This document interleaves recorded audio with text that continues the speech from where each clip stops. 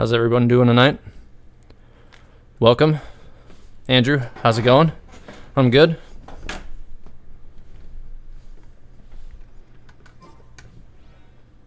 Hopefully everybody's doing well tonight. Oh God, Zach. I see what you're doing. I see what you're doing.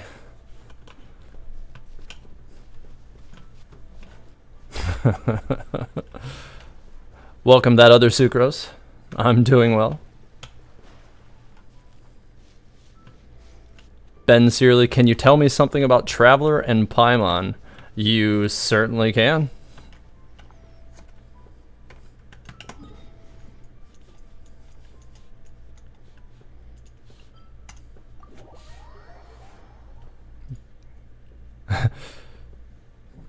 Nice, Andrew. Glad to hear it.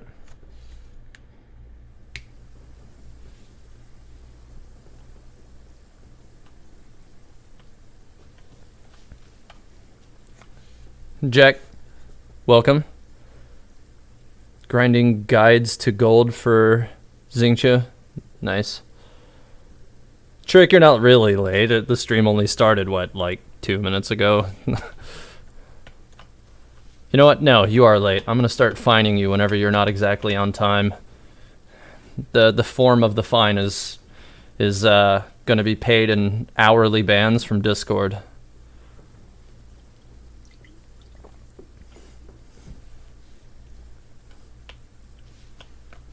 Yeah, the Ultrawide is definitely a big difference. I'm definitely super in love with the changes that Ultrawide brings with it.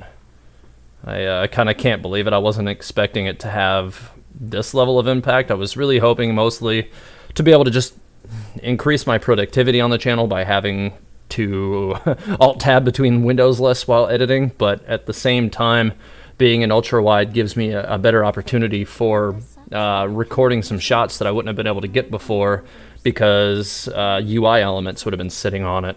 But now I can actually get much cleaner shots under those same circumstances. Even in menus, if you go into the menus, like the character, like the center information or the center character model is way further from the edges of all of the information than they used to be. While in ultra wide. So yeah, I should be able to get a lot cleaner shots now. So I'm pretty happy about that. Andrew Lockwood, you'll ask, before you get too crowded, what did I think of Scaramouche's comments on the fake stars and heavens?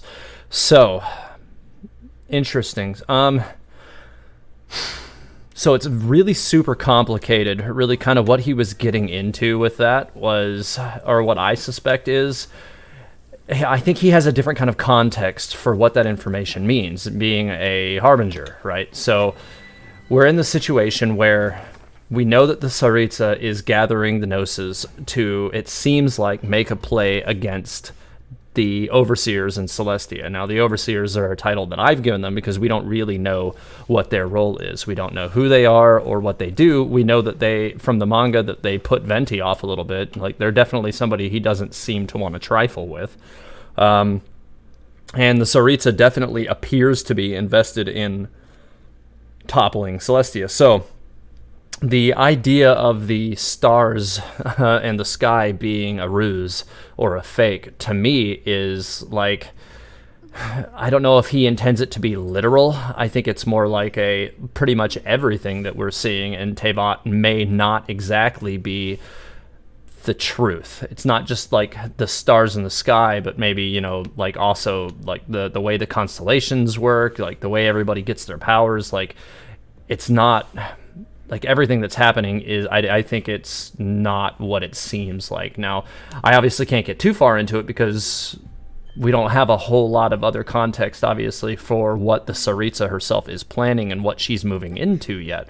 So obviously anything else beyond this is just speculation. But I do suspect that the fake stars and sky is something that, you know, he basically just commented on due to a greater context as a Harbinger, knowing more about what the Tsaritsa's plan is. And we don't even know that the Harbingers know fully what her plan is, but whatever he saw while he was resisting the sleep or waking himself back up from the the sleep that the meteorites instills on a person may have given him more context to see what it is that she's doing. So that's kind of what I think it is.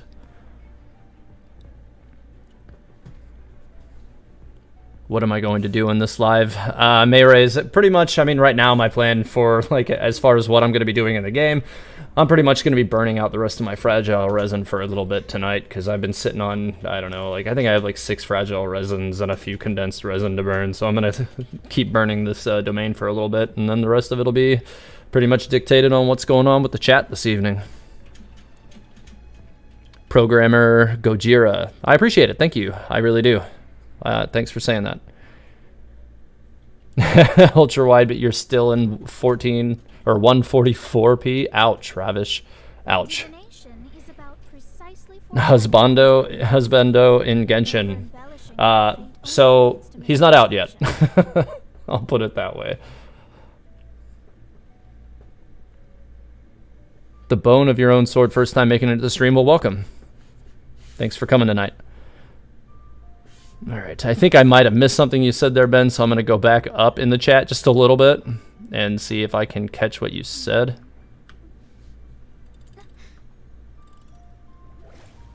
Okay, you said something about Paimon. No, you went straight to, they have the same idol powers. I think you're talking about the little constellations thing. And they apparently talk telepathically, since one of the story quests, they talk without moving their mouths whilst using parentheses. Huh, you know, do you remember which portion of the story that they talked to one another with the parentheses was? Because I would like to see that, because yeah, generally speaking, the parentheses are usually used to kind of project like the internal monologue of a character, but if they're talking to each other that way, then yeah, that would be interesting.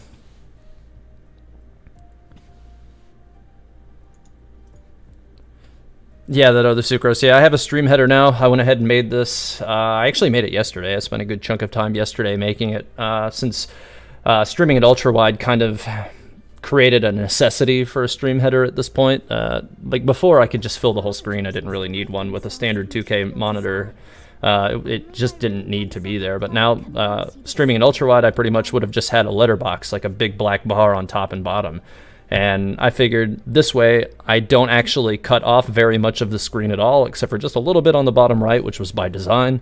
And the rest of it remains clear and able to be used to display on-screen information like the Discord, so that people always know how to get at the Discord.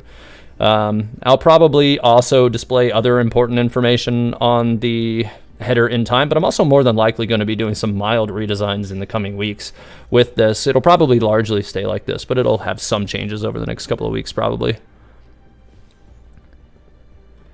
There's a theory that the stars of Teyvat are bubble universes. Yeah, you know, Blue, I do think I've read a little bit about what people are saying about the possibilities of the bubble universes and how you may be connected to like the idea of like Honkai Impact and stuff. That could be really, really interesting if that does turn out to be true.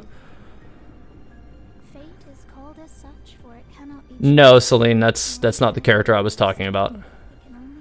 It's not Dainsleif. He's gonna be soon, like this week soon.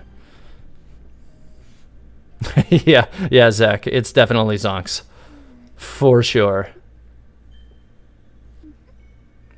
As soon as he pops out, I'm considering if there's consensus, if everybody would like me to, I am considering running a stream the day of Zhongli's release after I get him. And if so, then I may, do some streaming with like playing around with his builds early on and kind of like doing like basically a min-maxing stream while I'm trying to figure out what I have and what I can use to kind of make the best use of him. If everybody's interested in that, I'll definitely do that this week. I'll probably put out some feelers for it on the Discord, but if you guys would like me to do that, you can go ahead and toss up an F in chat, and that'll give me some form of consensus.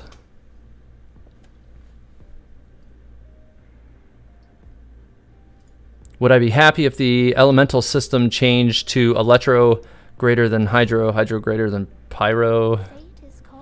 Interesting.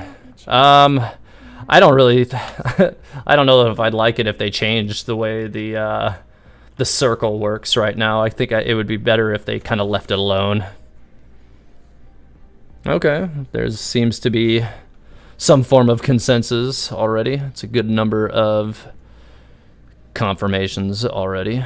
So yeah, I may do that this week, because I'm definitely gonna be planning to get him right away, like first day, and then that evening or that afternoon when I get off of work, I'm pretty much just gonna hit the wish system really hard and kind of, you know, force it, as it were, and then go from there. I'm going to be trying to get his weapon as well. I'm actually only 2 rolls away from pity on the weapon roll, so I'm going to be trying to get his spear as well. Obviously, that one's a little harder, just because of the way that, well, I don't know if it's technically any harder. I think you're still guaranteed a 50% chance on whatever the 2 headlining ones are. So your chances, I guess, are roughly the same of getting the headlining weapon as it is of getting the headlining limited character or any other 5-star character that's available on that banner. So I guess it's really the same.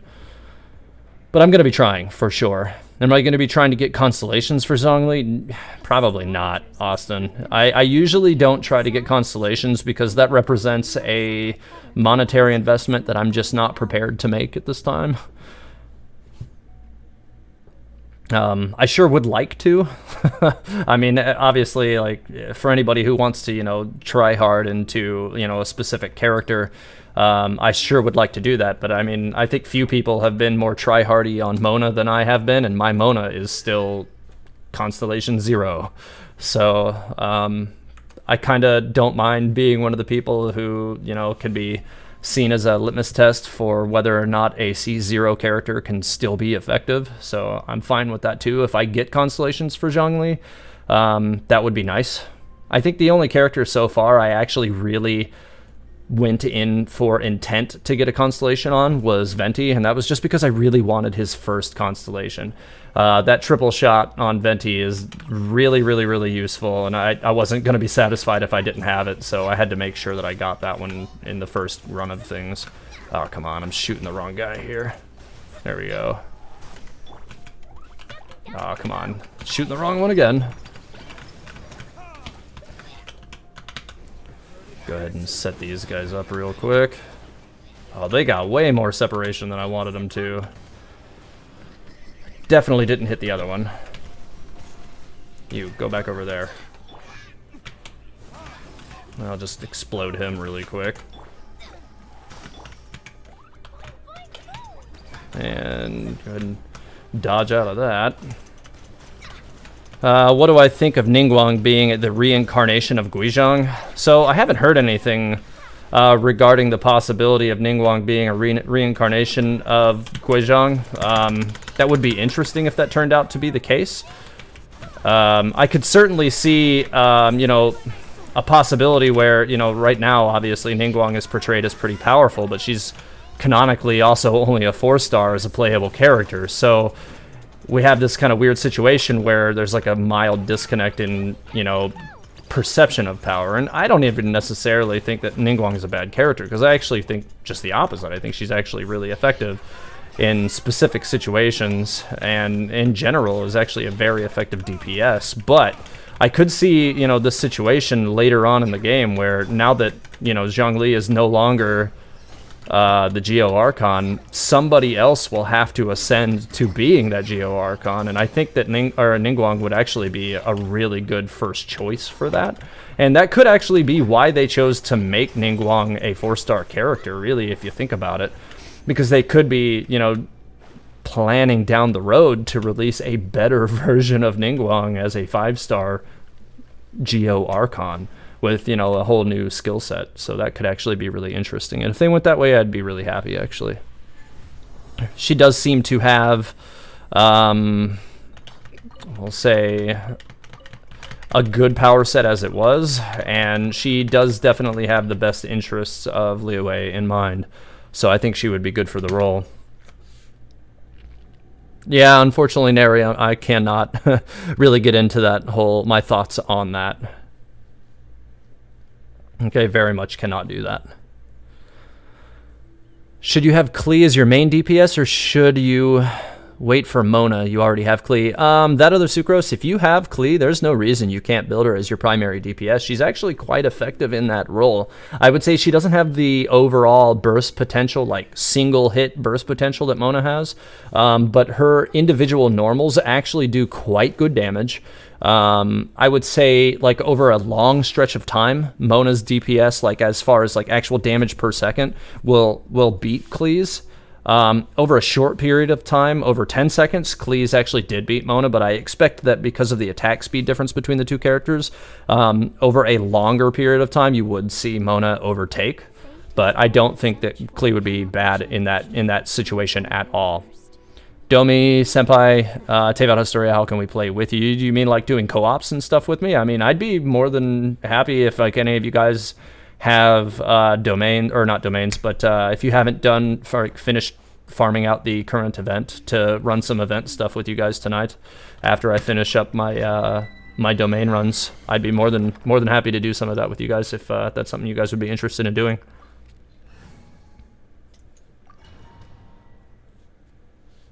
Seems like the talk about the mountain being Dragonspine is invalid now. Yeah, Zen, it does seem like Dragonspine is unlikely at this point, considering it turned out to be Musgrave in the story. Like, we now know what mountain it was. So yeah, it definitely doesn't seem to be Dragonspine, but it also doesn't really seem to have a direct tie-in to the main storyline. It has only a indirect tie-in to the storyline. And by that, you know, I mean, like, Scaramouche is one of the Harbingers, so obviously at some point it seems like he would likely come into play in the story, but he's not, you know, currently in, you know, the main story. He could show up in Inazuma, though, so, you know, we'll see. Is Zhongli still immortal? You know, we're not really sure whether or not the Archons are actually immortal after losing their Gnosis or not. It could really go either way. Mona can do almost everything Klee cannot. That's actually really true. But there's a couple of different ways to look at that trick. And one of the reasons why I say that is like, okay, so Mona is a very flexible combat character, right? So there's a lot of different like roles that she can fill, whereas, you know, Klee might be better as a secondary DPS because like her actual overtime DPS is a little light compared to a character like Mona after her cooldowns are down. But Klee is also like rife with like travel utility, so if you wanted to keep her in your party for exploration purposes, you'll definitely have a lot of benefits at your disposal. What server am I on? I'm on the US servers, Bone of My Sword. Zhongli's skill set seems underwhelming. Is there really a reason to roll him? I would say don't judge a book by its cover, Noyan Foxy. I think, especially if you manage to get his weapon, I think that character is going to be a really surprising damage dealer, but he's also going to be a compelling option for... I think if you're trying to make a geo resonance party, he would be like really good in that situation. So kind of what I have in mind right now is probably building a geo resonance party built around the idea of having both Zhongli and Ningguang in my party, and then possibly, depending on how things play out, maybe swapping Ningguang with Albedo later.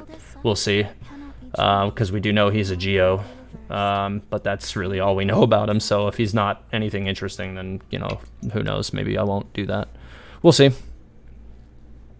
You got Chi-Chi in your second account, now your party can't die. Yeah, Chi-Chi's definitely an effective kind of like short span healer. She does make it hard for your characters to die. I definitely have had some experience with Chi-Chi as my primary healer. I did prefer Jean on a personal level, but I do think that Chi-Chi is definitely effective. Austin C, you got a lot of work to do tonight. That's unfortunate. Is it important to read the comic to understand the lore? So Black Lion, I would say it's not important necessarily to do that in order to understand the lore. Like, I wouldn't say that it's like an entry requirement, but I think if you want to get a good idea of like who some of the Mondstadt characters in the story are as people, it'll definitely help to fill in some blanks for you as to why they are the way that they are. So I do think it will help to enlighten you a little bit. Can Mona mine stones? No, she cannot. And that was actually one of the things that I was pretty much trying to get at, Pandu. Archons not being immortal after losing their gnosis. Venti is finally aging. Yeah, that would be really interesting if that does turn out to be the case, if they're no longer immortal. Although I suspect somebody like Zhongli probably is still immortal, and I suspect that Venti is as well, because we have this whole concept of the Adepti, right? Who is pretty much just I think it's Japanese for immortal being, anyways, and Rex Lapis was considered an Adepti supposedly, so. My general assumption is that yes, that basically Venti is just Mondstadt's version of an Adepti. He's an immortal being. So is Zhongli. That's my guess. I don't think we're gonna see them suddenly become mortals. Like he does mention in the final dialogue, and by he I mean Zhongli, that he was disguising himself, quote unquote, as the mortal Zhongli. But I don't necessarily mean or think that he meant that he is mortal. I think that just meant as like that is the persona that he is trying to impart to everybody. Klee is effective versus Geo. Yeah, Klee is really effective versus Geo. I would have to agree with that. Why do I think Scaramouche introduced himself as a vagrant for Minazuma? I think mostly because he was trying to, make sure that they didn't have any reason to think that he might be a Harbinger, mostly. I think that the Harbingers obviously all know who the Traveler are immediately, and he was just trying to give them like a false sense of security, like, hey, this is who I am, don't think I'm suspicious. I think that's kind of what he was trying to do.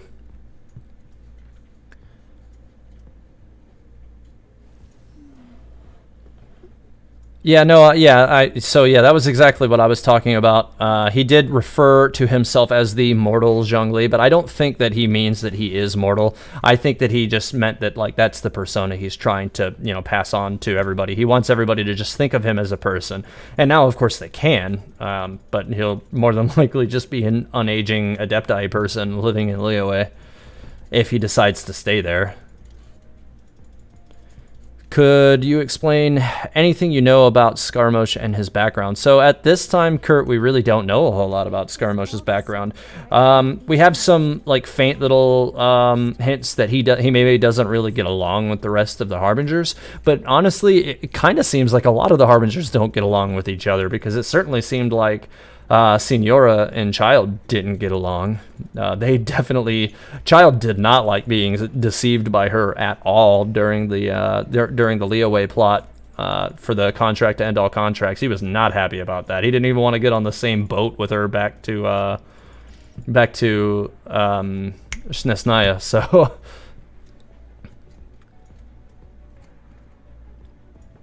Zhongli kicks his weapon. That's all you need. Yeah, I can definitely get behind that. That is a really cool little feature that he does. I definitely like that as well.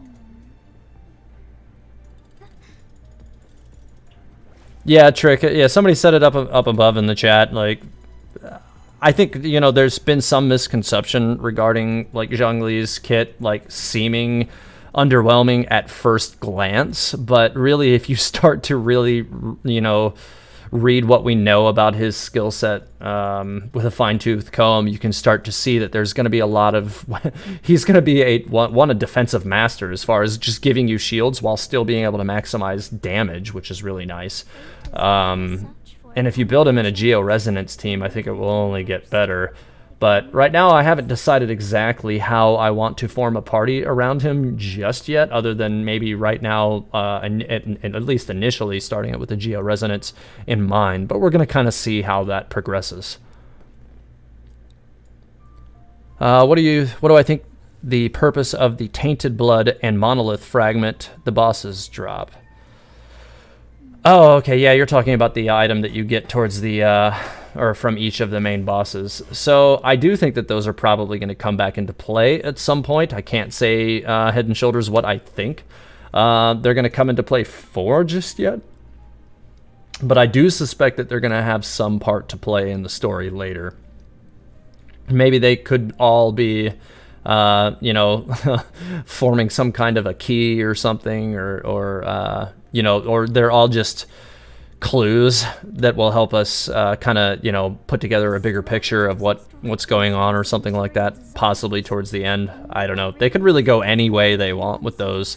I do suspect, you know, primarily that they're going to have some form to play, because otherwise they wouldn't have given them as items to us in the first place. I mean, if they didn't have something in mind with them, I don't think they would have given us the items, basically, is what I'm saying. It's like in a movie or a television show, you don't have the slow pan over the gun, or you don't introduce the gun in the scene if you're not going to use it, you know? And that's like the cardinal rule of television and movies. Like, they always introduce the idea of the gun so that you know that somebody's going to use it. If you introduce the idea of the gun and then it doesn't happen, then it's like, well, why the hell did you do that? So, yeah, I definitely think we're going to be seeing something come of that. Jack Dowie, I don't think, no, I don't think you can play across region servers. Katie, you read a story on how Teyvat is actually upside down. The stars in Teyvat are fake, and the stars in the Abyss are the real ones, according to the theory.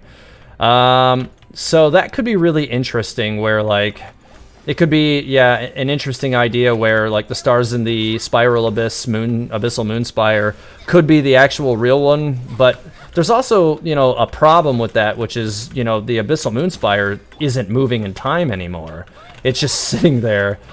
So there could be, you know, greater implications there, of course. I haven't had, what's the right word to use here, the opportunity to maybe explore some of these theories, you know, the way some of you guys might, just because I don't necessarily always have the time to get into that stuff when I'm working on my own content.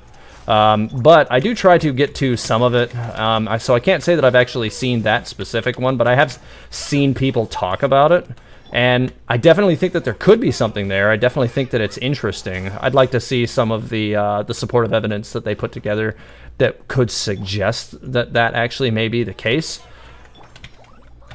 Because, I mean, I've seen a lot of theories over, you know, the last month or two where, you know, some of them are maybe a little lighter on supportive evidence than I'd like to see.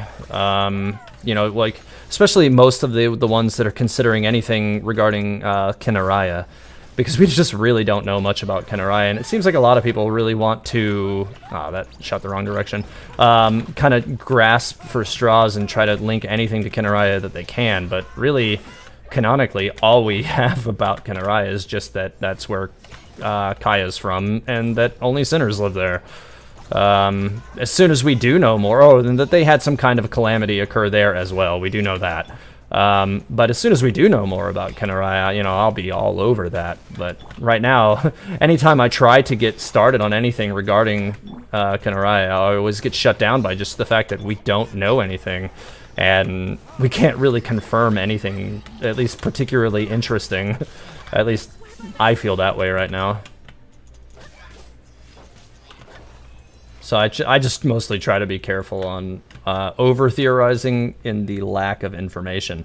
If I can put together a lot of information on a topic that allows me to, you know, try to extrapolate the events of something, then, you know, I'll roll into that for hours. But when we only have, like, 3 defining facts about something, then, yeah, I can't really get too deep into it, which is painful for me sometimes. But I have so many other content ideas right now that I'm not too worried about that.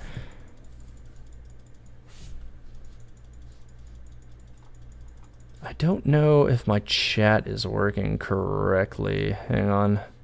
Okay, it is. It just fell behind for some reason. I don't know why. Do I think we're getting a 5th event quest to wrap up the lore, or they're going to leave it as a cliffhanger for a later update?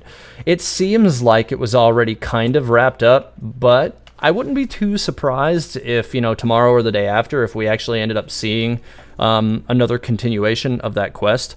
I think usually around midnight-ish. Actually, I think usually around this time. If there was going to be an update, the China servers would already have it. So usually around this time of the night is when, you know, we start getting a heads up on, hey, you know, they snuck in a little extra thing, that kind of deal. 1 million subs in 1.4? That would be amazing.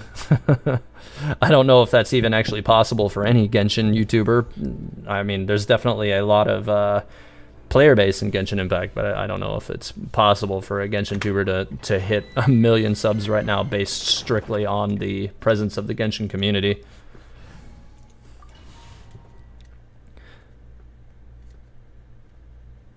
Just got a prototype, grats. Yeah, I don't, Celine, I don't even think I've gotten that many prototypes since the game came out. Maybe 3, I think, in total. I might actually still have one now that I haven't used, now that I'm thinking on it. Yeah, I actually have 2 right now that I haven't used. Crap. There, oh, 3. Yeah, I have 3 of them that I haven't used. I'll get around to using them at some point. Have I talked to the NPC near the chasm who talks about the strange object who puts everyone he sees to sleep? Yeah, I actually have talked to that guy.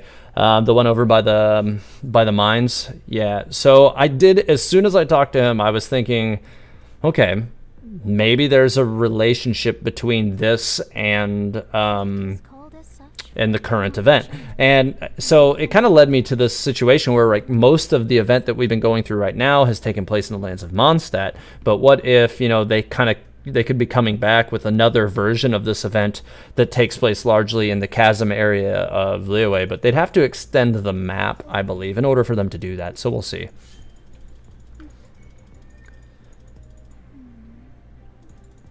Skies are blue. Yes, I have seen the hidden area near the Chinsei. Oh wait, no, I don't know if I have seen the hidden area near the Chinsei village.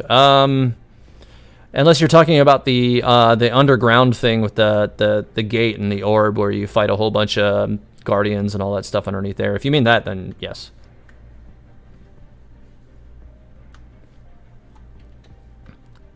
You were thinking we were getting a final class the last day of the event, but you can't say for sure at this point. Yeah, you know, they could.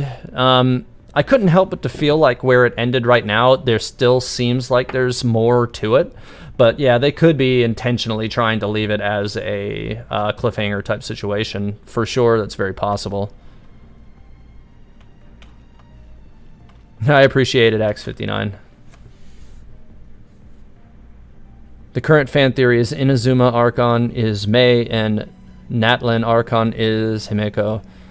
Yeah, so I definitely know exactly what you're talking about. And yeah, I think, isn't Himeko like called Murata or something, which is the same name as the race of people who were born of the Pyro Archon?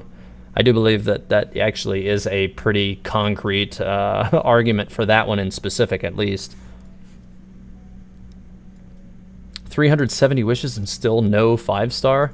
How is that possible? That, you should have hit pity on something by now. What AR are we going to have to reach to play the last acts of the Archon quest? You're worried that the grind will be too bad just to get to the required AR to progress the story. I wouldn't worry too much about that, Master. I'm pretty sure at a certain point, it's just gonna hit a cap off where, you know, once you're at this point, like maybe 50 or 60 or something like that, it probably won't go up anymore. And at that point, it could even be as high as 75 at some point, but, you know, I wouldn't imagine that to be anytime soon. How am I feeling about the wacky community of my Discord server? Any notable things I've noticed or chuckled at? So I've definitely noticed there's a tendency for people in the Discord server to name themselves like a constellation level and a certain character name or something, and I do think that that's funny. I actually really appreciate that the Discord community thus far has created such an interesting, like, what's the word I'm looking for? Like, just they've created almost like their own like internal culture of like memeing and stuff, and it's been fun to watch.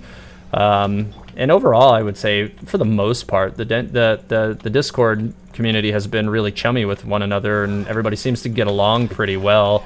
So I've definitely enjoyed watching everybody and just kind of trying to chip in every now and then. I don't get to really communicate in there as much as I would like to, just because I'm usually busy working on either, you know, actual work outside of the channel stuff or working on stuff for the channel, so I don't really get to participate in it quite as much as I would like. But I think those are the things overall that I've noticed that stand out to me the most, is like all the C names are pretty funny.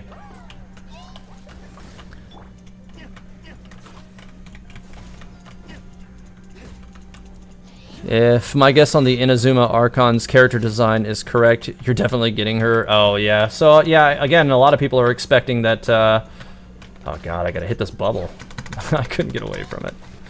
Yeah, a lot of people are kind of expecting her to look like Mei from Honkai Impact. I think if she doesn't end up looking like her, I think a lot of people are going to be, like, sad or disappointed. But honestly, I'm kind of suspecting that she's going to have her own thing going on. But time will tell. I'm kind of surprised we haven't seen anything really to even remotely indicate yet, but I mean, they've been really, really, really careful with leaks as a whole for the last little while now, and that makes sense really if you look at, you know, the kind of damage that they can do as far as setting people's expectations for one thing, and then if they have to change or balance something and it's not what they thought it was, then all it does is just breed room for complaints that really had no basis in reality in the first place. Because, you know, the one thing that's most noteworthy about all the tests that they always had was, you know, it says right at the bottom of the screen that, you know, content not indicative of final product. So people complaining about the changes don't necessarily make sense to me. But, you know, it's going to happen regardless, so all they can do is posture themselves to protect themselves from those leaks, and I think that they've definitely done what was necessary on that end.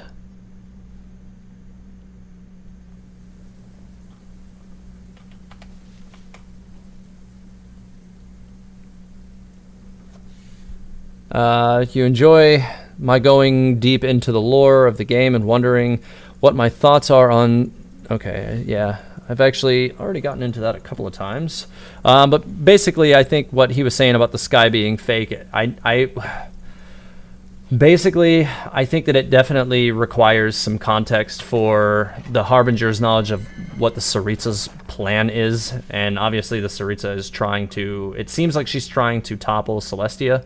So I think that the Tsaritsa knows exactly what's going on as far as the stars and sky being fake. But I think that he was also being intentionally cryptic when he explained that to the Traveler. So it's hard to say with any certainty exactly what that could mean. But I do think that there's a lot of interesting information that goes into that. I mean, obviously, when you go into the Spiral Abyss, like I am right now, it's, you know, always night outside. The moon's always just kind of hanging there low and huge. If it turns out that the Spiral Abyss is actually the real world, and Teyvat is, you know, kind of like a weird underworld creation that's actually not reality, it would be pretty interesting.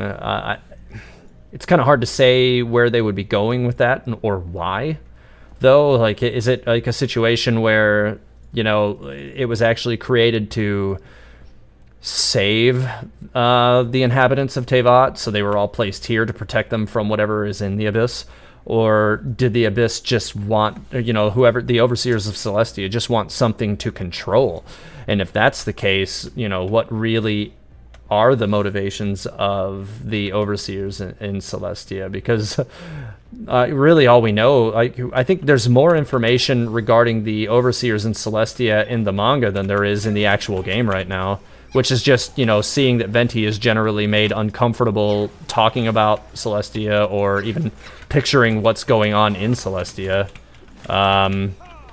which is really interesting when you think about it in the long run, because, you know, Venti's generally, you know, big on the idea of freedom, and for him to feel so constrained as to not be able to talk about something is interesting. Like, that, to me, it kind of looks like it's, you know, putting a stringent on his freedom, and, like, I think the only way he would, you know, not talk about it, as if he thought that it would bring some kind of danger to himself or to his region. Obviously, Venti probably would not want any, if something happened to him, who's to say the next, Animo Archon behind him would have the same, reverence for the people living in Mondstadt as he does. So I don't think he would be, setting himself up for the same kind of situation that Zhongli did, as far as testing his region's capability of keeping itself safe, because Mondstadt's already shown a capacity for creating troublesome events as a result of their freedoms. The aristocracy was born out of their freedoms, which resulted in, great oppression to the general populace. There's also the very high likelihood that the City of Freedom existing the way it does resulted in the ancient civilization that, was destroyed as a result of having no real guidance with regard to how they're supposed to behave in Teyvat. So really, this whole idea of, the stars and skies being a fake could go any direction that they really want it to, and it's definitely a cryptic message that they put in to, kind of get us thinking like, hey, okay, what are they trying to do with this? Obviously, some people could, see him say that and think, okay, well, this is nothing. It's, and not think anything of it. But I definitely think that it was intended to chip into the larger story for sure. I just don't know for sure how to say what right now. And that's kind of the thing I'm a little worried about speculating on it too heavy, is I just don't know where they could be going with it at this time. There's so many moving pieces to kind of consider with regard to that theory in particular.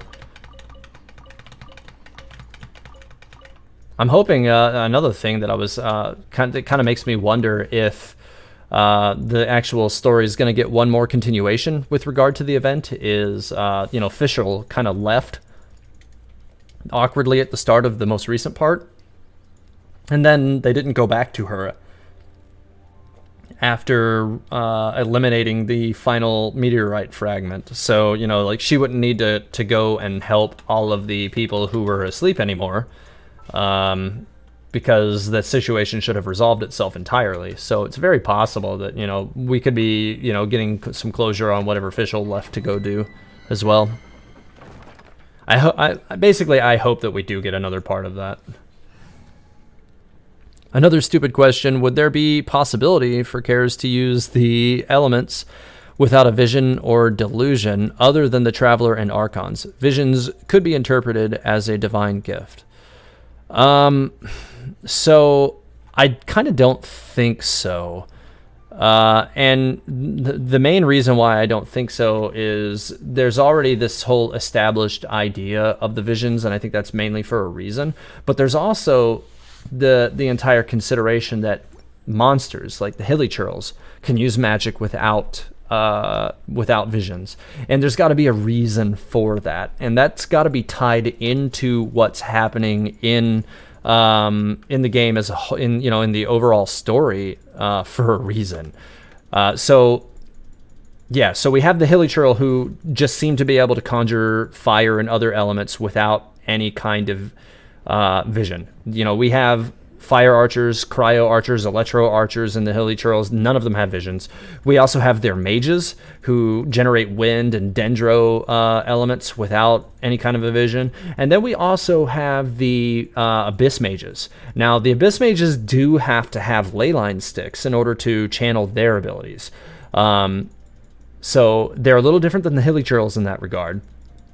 But again, we have this whole situation where all of these monsters seem to be able to do this stuff without the use of a vision.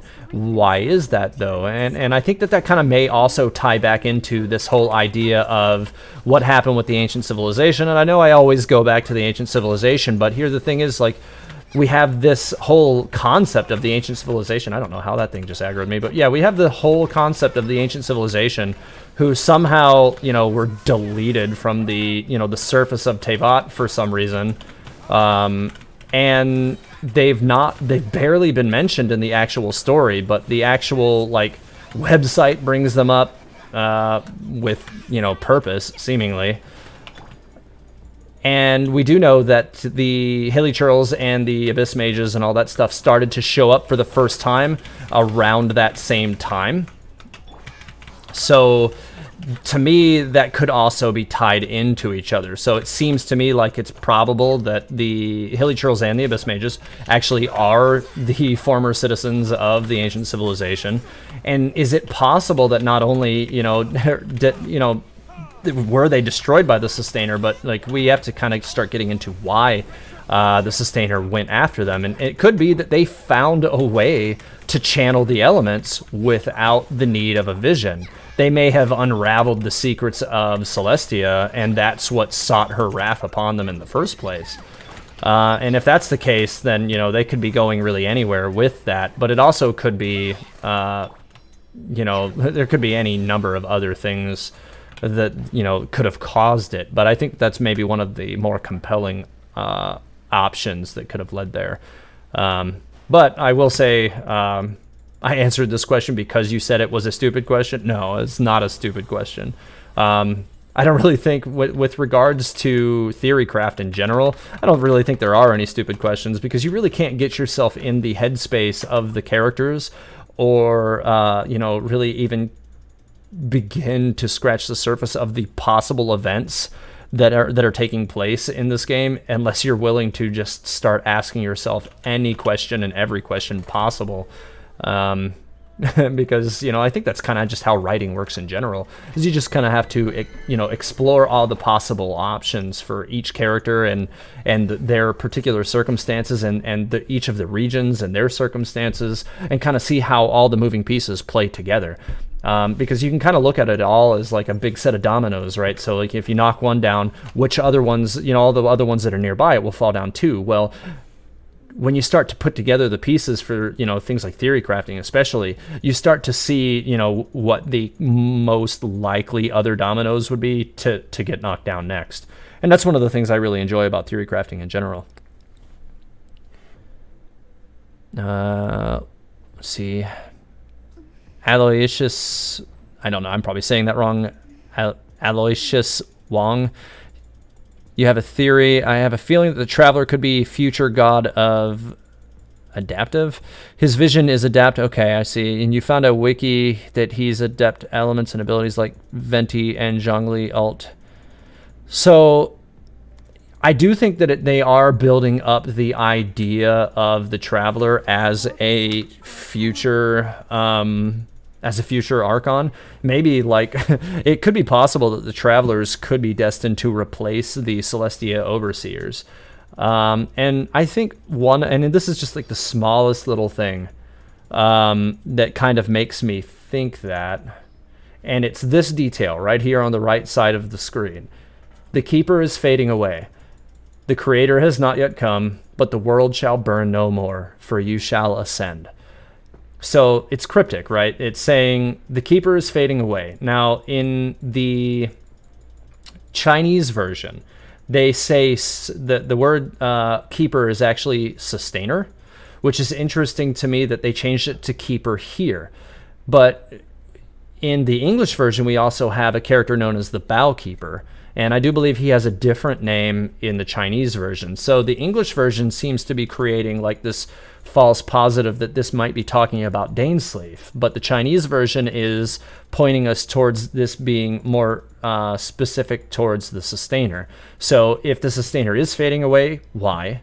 The Creator has not yet come, so who's the Creator? Are they talking about the Overseers in Celestia? Possibly.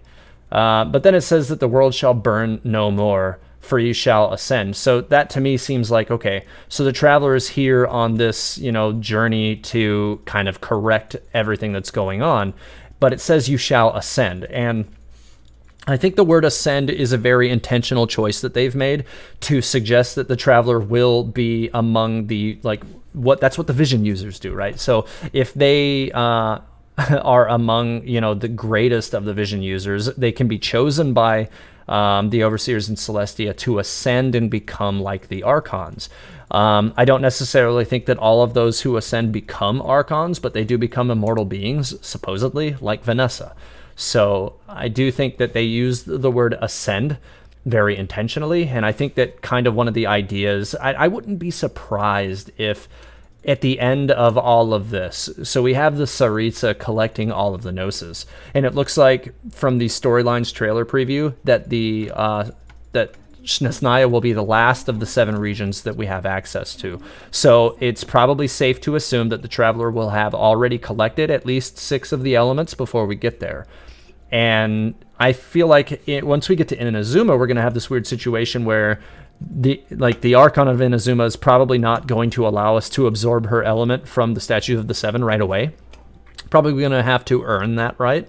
And I think we're probably going to run into that same situation in Snezhnaya, where you're not going to get that element right away just by interacting with the Statue of the Seven. I think you're going to have to earn that right. And I'm kind of wondering if the way the end game might work is that the Tsaritsa, who's had to harden herself for this grand quest, her whole idea to topple Celestia, might be one of those things where she burns it down and realizes, like, hey, the Traveler might be better at this than I am. Maybe I should give the Traveler all of these Gnosi and let the Traveler burn Celestia down instead.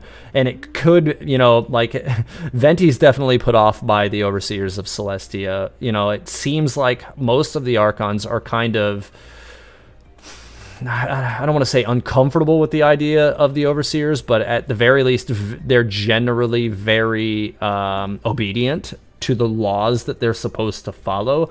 And I think that there's definitely a reason for that. So it seems like the Overseers of Celestia rule by fear. And if the Traveler deems it necessary to right the wrongs, then I think that entire line could be kind of intended to point us in that direction. What do I think the delusion is, and where does it come from? Well, I think, Rex Lapis, you might actually have a better answer for that than I do. So what we do know the delusion is that it's I believe it's like a part, they're created in part by using the energy of an Archon. And we know that the Tsaritsa is the one creating them. I don't know if they, it seems as if, the Tsaritsa can choose what element she wants them to be. But we don't know why or how the artificial visions are actually created. So they actually could just be a false construct created by one of the Harbingers, like Hilda Tor, possibly. But she does, the Tsaritsa is the one who doles them out. She's the one who actually assigns them to her Harbingers. So we do know that that's, at the very least, that's the origin point of acquisition. We don't know a whole lot else about them outside of that, sadly, right now. Here's another question on the Discord. We established that the elements granted onto a person represent some trait of them. What do you think the commonality of Animo is? So I would say the commonality of Animo thus far is probably... Well, let's see. I think it would probably be important to look over the current roster of Animo characters before kind of exploring that idea. So we have Jean, we have Sucrose, Fenty. I think that's our only Animo characters right now. I can't think of any others off the top of my head.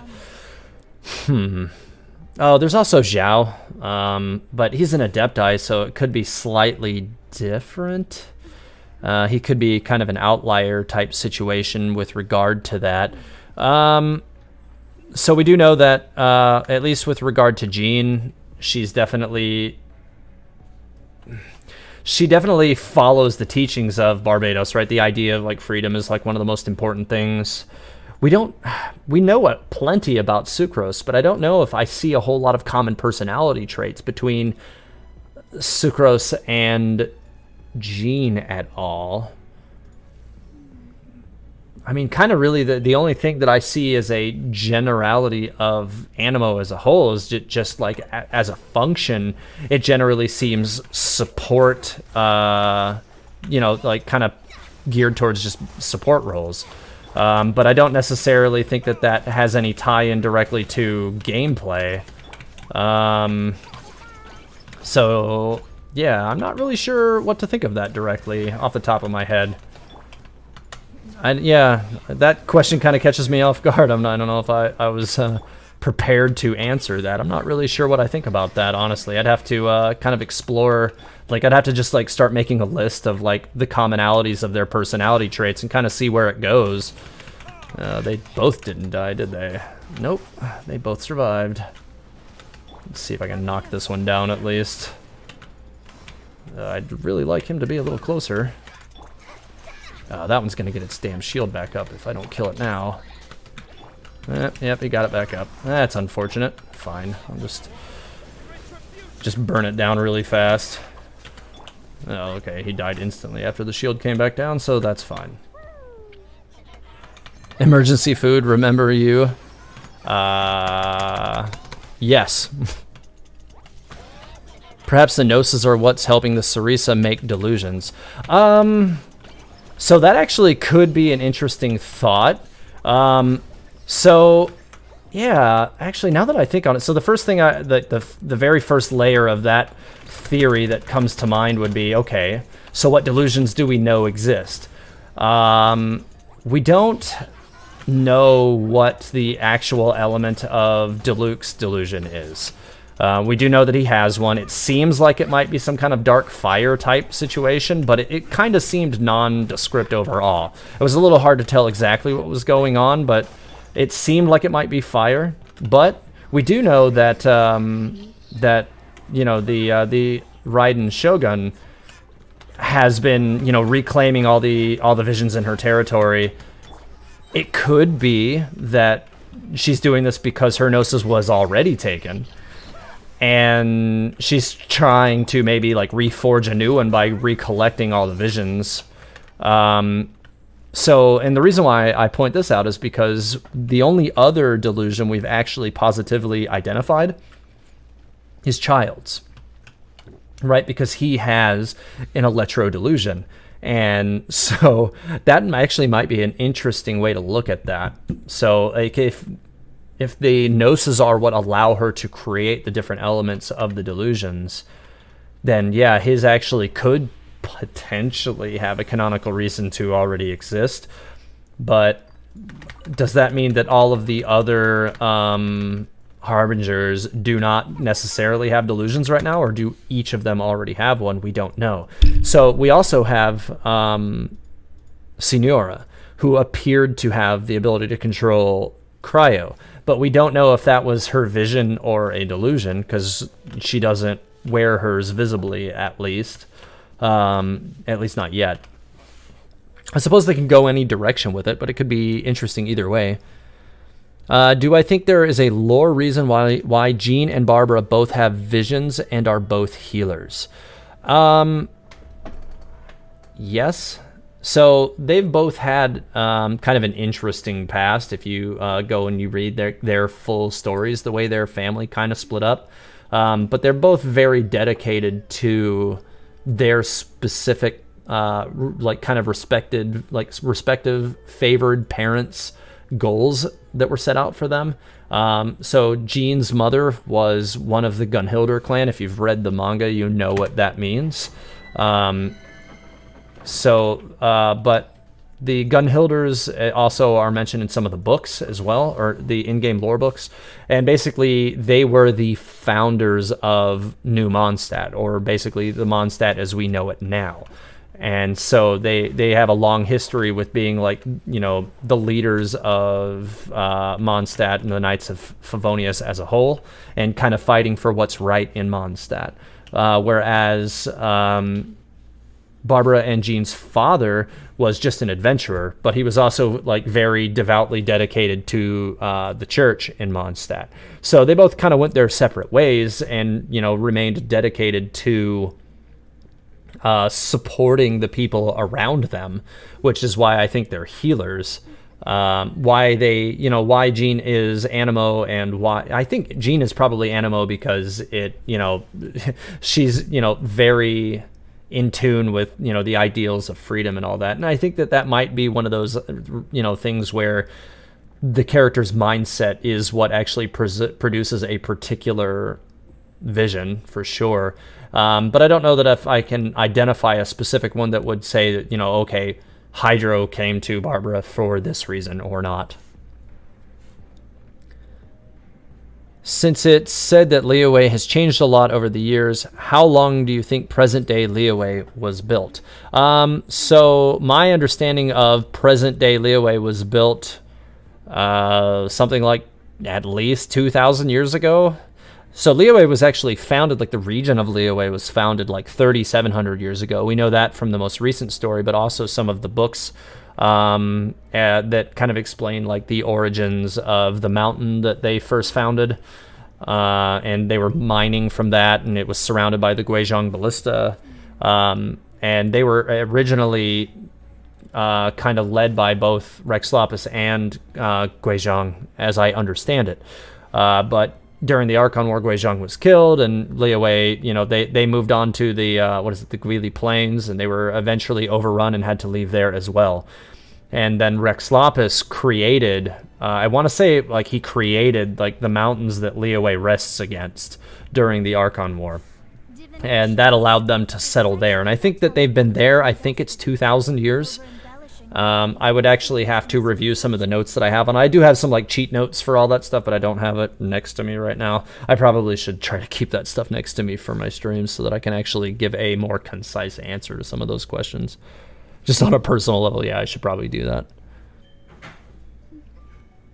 You think if the delusion comes from the Gnosis, then they may have just given the Animo and Geo delusions to people. So you would think so, right, Joseph? You would think so because that's the only ones that they have that we know of right now. But we have seen that Child has an Electro delusion, and we do know that the Archon of Electro is reclaiming all of the visions in her territory, which seems like a harsh reaction to something that happened. The whole Vision Hunt decree situation seems like something that would not have happened unless there was a catalyst. So it does make me wonder if there's actually something to this idea that the Gnosis are what result in the ability to create delusions. Who do I think will be the last boss? The guy from Teyvat chapter storyline or Paimon? So I definitely don't think Paimon's going to be the last boss, because I don't think Paimon's destined to be a villain at all. I know a lot of people do think that, like Paimon's actually, deceiving us and all that, but I definitely don't think that that's going to be Paimon's role. I do think that she has some kind of connection to Celestia or even possibly the Sustainer that even she is not currently aware of. But I do think that that will become more apparent with time. Diluc's evil eye is on his glove bit. He doesn't have it currently. Yeah, he is not using it currently. He after he came back from his 3 years of travels, he retired it and went back to using his pyro vision. I think he had enough death and destruction during that 3 years. And if you just look at Diluc, he definitely has dead eyes. He's seen some stuff, and I think that that's one of the things that I really appreciate about his character design as a whole. You see experience in his face, just like a guy who just even the little lines that are drawn at the bottom of his eyes, he looks tired. He's seen some stuff and he's just tired of everything that sucks. I like to joke with my life that Diluc would trade every last person in Mondstadt for a candy bar because he's just so unhappy. I still have a lot to do with it. How are a visions element decided? Does the Hydro Archon give out Hydro visions to anyone in Teyvat, or are visions given up by the local Archon and the element is based on that? So I think that there's a combination of events that goes into play for that. I think that there might be a bit of a handoff type situation to where okay, the events in this person's life kind of deems them fit to gain a vision. For what purpose, we don't know. But they are maybe fit now to have a vision. So it's okay, this Archon of this region where the person lives, has identified them as, okay, they get a vision. But then it then passes off to, you know, the Archon that, or it could be the other way around, where the Archon of the respective element determines what vision they get, and then it passes off to the region where that person lives for them to actually be assigned their given vision. It could really go either direction, but that's kind of the way I suspect that whole relationship works. Speculatory, yes, but I do suspect that that's how it's going to work. How is it the Hydro one keeps aggroing me randomly? I don't like it. Oh man, I don't know if I'm gonna get to this one before it pops. Oh, I did, but it didn't crit, so did not do what I wanted it to do. Oh man, this one's going screwy. That's not good. Oh no. Okay, here we go. Oh, I'm gonna need you to stop doing that. Oh, I'm getting exploded. Oh, that's not good. Oh yeah, this is definitely going poorly. Here, you take that. All these bubbles. Oh, I really, really, really, truly hate when the Hydro one aggroes into me for no reason at all. It makes everything much, much worse. Oh, that was really close. Oh, nope, he still did get caught by it. That's not good. Oh, he didn't even die? Oh, I am in so much trouble. I am probably going to wipe. Oh, that is so not good. Did they all get their shields back up, or did I finally kill that one? I am not even sure right now. This is going really poorly. This has not gone well at all. Kind of just trying to survive here, but... Oh, nope, I'm dead. I am very dead. Something wasn't right on that one. I don't know. That just went badly. I think maybe I just wasn't paying enough attention or something. I don't know. That just went badly. I'm going to go heal up before reattempting that. That was terrible.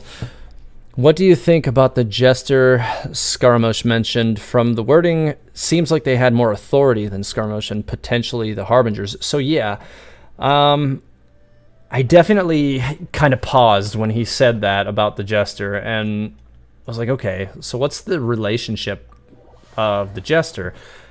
I think that the Jester is probably going to be one of the Harbingers. Which one, I'm not sure. But we do know that each of the Harbingers has, like, you know, like a name and a sub-name. So, like, they have, like, two titles usually, like Child is Child, and then he's also Tartaglia. He even also has a born name of Ajax. But we don't know, so we know that La Signora has that name. But we don't know if she has an additional name on top of that yet. That character still has a little bit of mystery behind her. What if the Travelers entered Celestia by trespassing and the Sustainer only comes out when humans trespass? You also think Dainsleif did the same thing. Hare's Muse, are you saying that you think Dainsleif was also like an Archon of Destruction like the Sustainer, or do you think that he was a trespasser? I think it actually could go either way. I think that there's definitely something to Dainsleif. I want to say if you look at like the pupils of the eyes, and I know this is like some of those just like incidental things, but like I think the Sustainer has like this like four-pointed diamond shape in the middle of her eyes, and so does Dainsleif. So it makes me wonder if there's some kind of relationship between those two characters, like if maybe they are born of the same world, that kind of idea at the very least. The Saritsa could be claiming all of the Gnosis so that Dainsleif can equally battle the Sustainer. That could be possible. And, you know, Dainsleif also says something about, you know, utilizing a power from beyond this world, though. And that would be, I don't know, kind of flying in the face of that idea, though. So, like, if he's talking about using a power from beyond this world, are the Gnosis actually a power from beyond this world, then? Whereas, like, the Visions are born of this world, and they're not actually even related? I don't know, like, there's some kind of things that seem to work against each other in that line of thinking. So yeah, I'm not so sure about that. Do I think there's a lore... Oh, I actually already... I don't know if I am behind on the chat or something. What happened here? Okay. Ajax is pronounced Ajax? It could be. I'm not really sure. That's possible. must save up for La Signora. I do suspect she's going to end up being a playable character at some point, so you probably wouldn't be wrong to want to do that. Why do I think Guizhong is called the God of Dust? So, you know, like all of the Archons actually have the ability to control a respective, you know, element type. So I think that it's very probable that she actually had the ability to maybe construct things from dust, like actually control like particles of dust to reconstruct things. We do know there actually is some published lore in the game. One of the books, I think, talks about like the moment of her death, and how like she like literally like disintegrated into dust when she died. So like she returned to dust, or I forget the way it's worded. But yeah, I think she was actually able to manipulate dust, which, you know, initially may not seem all that impressive, but there's a whole lot of different things that could be done with that. So, and I hope at some point in time we may actually get to learn more about her. I'm really hoping that we're going to get to learn a bit more about Guizhong when Zhongli's main story comes out, which should happen this week, hopefully. Is Kaya a spy from Kenaraya? RL Pass, he actually was a spy from Kenaraya. He was sent to infiltrate the Ragvinder family, which is, I don't think I'm saying that correct. I am stuck. That is Diluc's family, by his father. So he was basically sent there to like kind of play like the, you know, the wounded child role and deceive Diluc's family, and just use them to spy on Mondstadt's affairs, since they were a powerful family. But after Diluc's father was killed, Kaya came clean and let him know what he was doing. And that's actually why Kaya and Diluc don't really get along anymore. It's because like their whole brotherhood, you know, their whole relationship, you know, was kind of a farce. You know, it was never what he, you know, thought it was, I guess, in his eyes, and he felt betrayed. And I you know, I can understand that, but I think at the same time, Diluc's probably going to have to come to terms with the fact that that happened, and that Kaya actually did respect his brother and the situation that had come of his presence there enough to come clean at a pivotal moment. You know, like Diluc needed to know. He couldn't continue to go on with that, and it was obviously kind of eating away at him enough that he had to tell him after you know, his adopted father and Diluc's actual father, you know, was dying or died. And I should say that, like, I guess it's kind of more important to say, like, okay, you know, their father was killed because, you know, he used what, you know, became Diluc's delusion. And it backfired and injured him badly, and then Diluc mercy killed his own father afterwards, which is just horrifying, but that is what happened. So yeah, to answer your question in short, Kaya was, yes, he was a spy for Kenaraya, but there's actually another interesting point there, which suggests that he may still be wrestling with his role as a spy, and whether or not he should finish that mission. And I think it's probably going to be a while before they really explore that. It may not come back up until much, much later in the story, like, you know, after all of these main stories come up and we move into the actual Kenaraya story portion. But what I'm trying to segue this into is the fact that Mona has a voice line about Kaya specifically that says that he's going to have a decision to make, which I think is pretty telling about his personality. And I'll just go ahead and play it for you on here so that you can hear what I'm talking about. Let me go to it here really quick. This. Kaya Albrick. He's a Pavo Oculus, destined for greatness and grandeur, and to hide ugly realities behind a layer of charm and elegance. He believes he has made a clean break with his past, but one day fate will catch up with him. When it does, he will have a major decision to make. So we know from the story parts that Mona has been in thus far is that generally her reads on people are dead on. And if she's picking this up from him, there's a reason. So she can see that there is conflict in him regarding his current existence. She can see that he thinks, she says that he thinks that he's made a clean break from his past.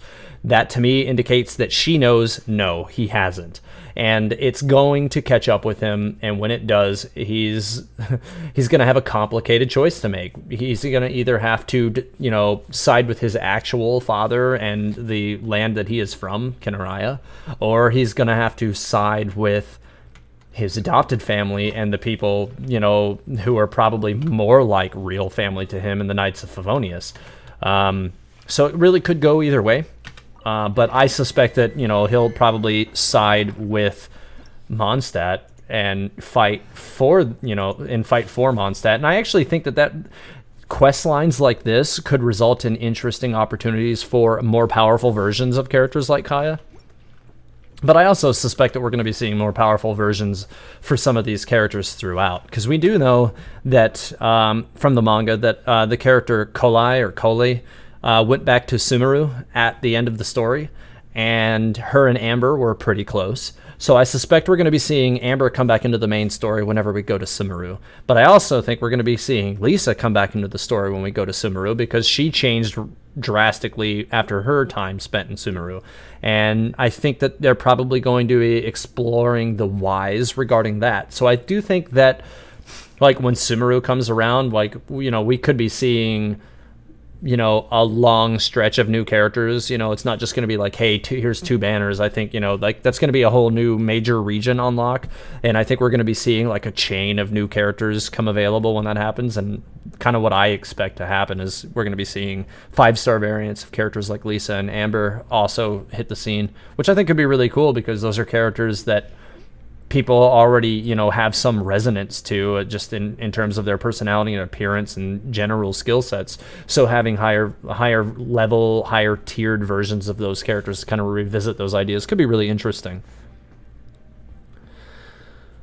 Please clarify, Barbados handles all the vision distribution in Mondstadt. Klee said Barbados gave her vision in her voiceover. So I think what's important to recognize in her specific voice line is that Klee is a child, so she may not really have a good idea of what's happening there. So I would take that with a grain of salt. Like, she could have literally just been told, like, oh, hey, you've been given a gift from the god Barbados, because that's what people say in Mondstadt.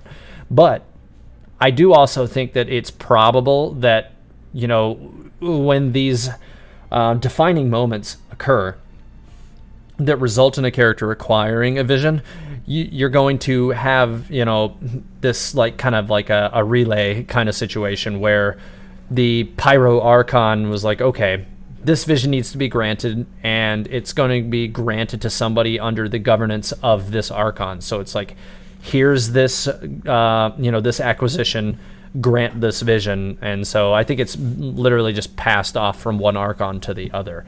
But I don't know exactly how to say for certainty that that's done, because we do know that Venti has spent the last 500 years sleeping. So, like, when he's sleeping, is he still somewhat aware and able to grant visions? Like, there's a lot of moving pieces into how that could work.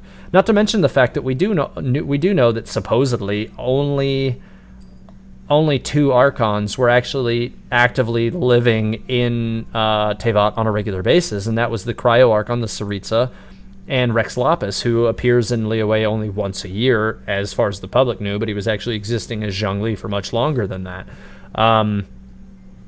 So that also kind of creates like a contradictory term, or in terms, it's like, okay, so if Venti was sleeping and hasn't really been around, why?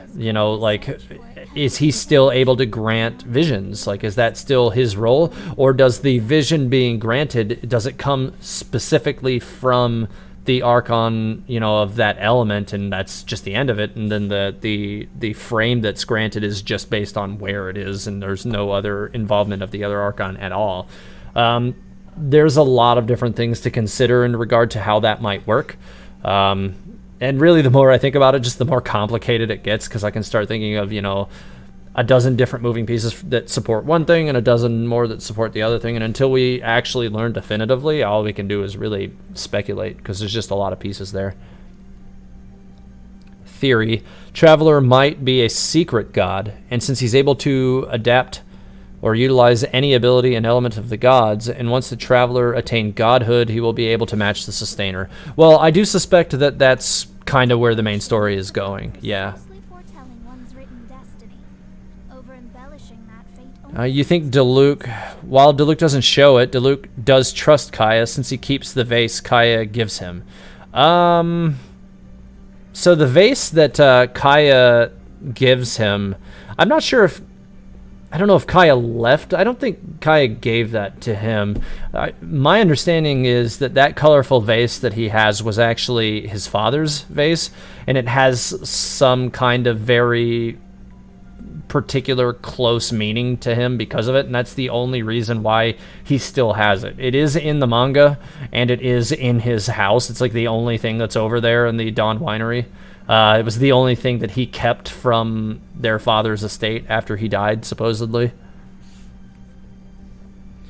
It's interesting how he's the one acting as the narrator for all of the collected miscellany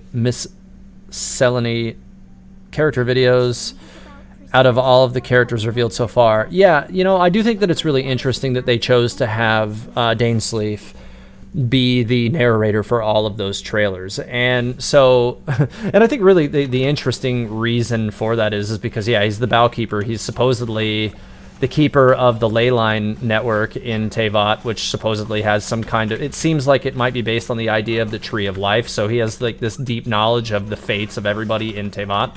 And they could really be going any way they want, or one of a million different ways with that. But I really applaud them for their use of, you know, lots of, like, several different storytelling tactics to kind of fill in the blanks for us with regards to the lore. It's been a lot of fun just getting to kind of see what they're doing with all of it. That did not go the way I wanted it to at all. This one is also shaping up to go poorly. Oh my god, I'm getting screwed here. Oh my god, he won't knock down. Okay, maybe I can still... Yes, I stopped him. That was really close. There we go. That got way too close for comfort. That almost went poorly too. Cleaned it up. Let's see. Kaya still unsure which side to go with. Yeah, Kaya, I think he's going to have... he's going to have an interesting time of it. I'm really, really interested to see where they go with, you know, the long-term story with most of the Mondstadt characters, because I think that those are the characters that they've developed the most right now. I think outside of, like, say, the Archons and characters like Ningguang, who have actually had a, you know, a deeper actual role in the main story. But if you go back and you read the manga, it's the Mondstadt characters who really had a lot of, like, character development and growth there. You know, whereas, like, a large portion of the manga is dedicated to the idea of what happened with, you know, Diluc when he was a bit younger and the death of his father, and kind of the mysteries that revolve around, you know, their father's death and Kaya and Diluc's relationship.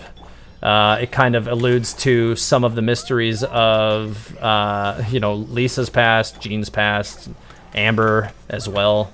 Yeah, these are all characters who have so much potential and so much more intrigue to deliver for us. I think we're going to see a lot more character growth out of those characters, probably more so than a lot of the other characters, really, but we'll see. I definitely think that there are some characters that have been, you know, underutilized thus far, but I think it's mostly just because, you know, they can only include so many characters in the story without it feeling forced, right? You can't just start throwing Zhongling into things just because they want to.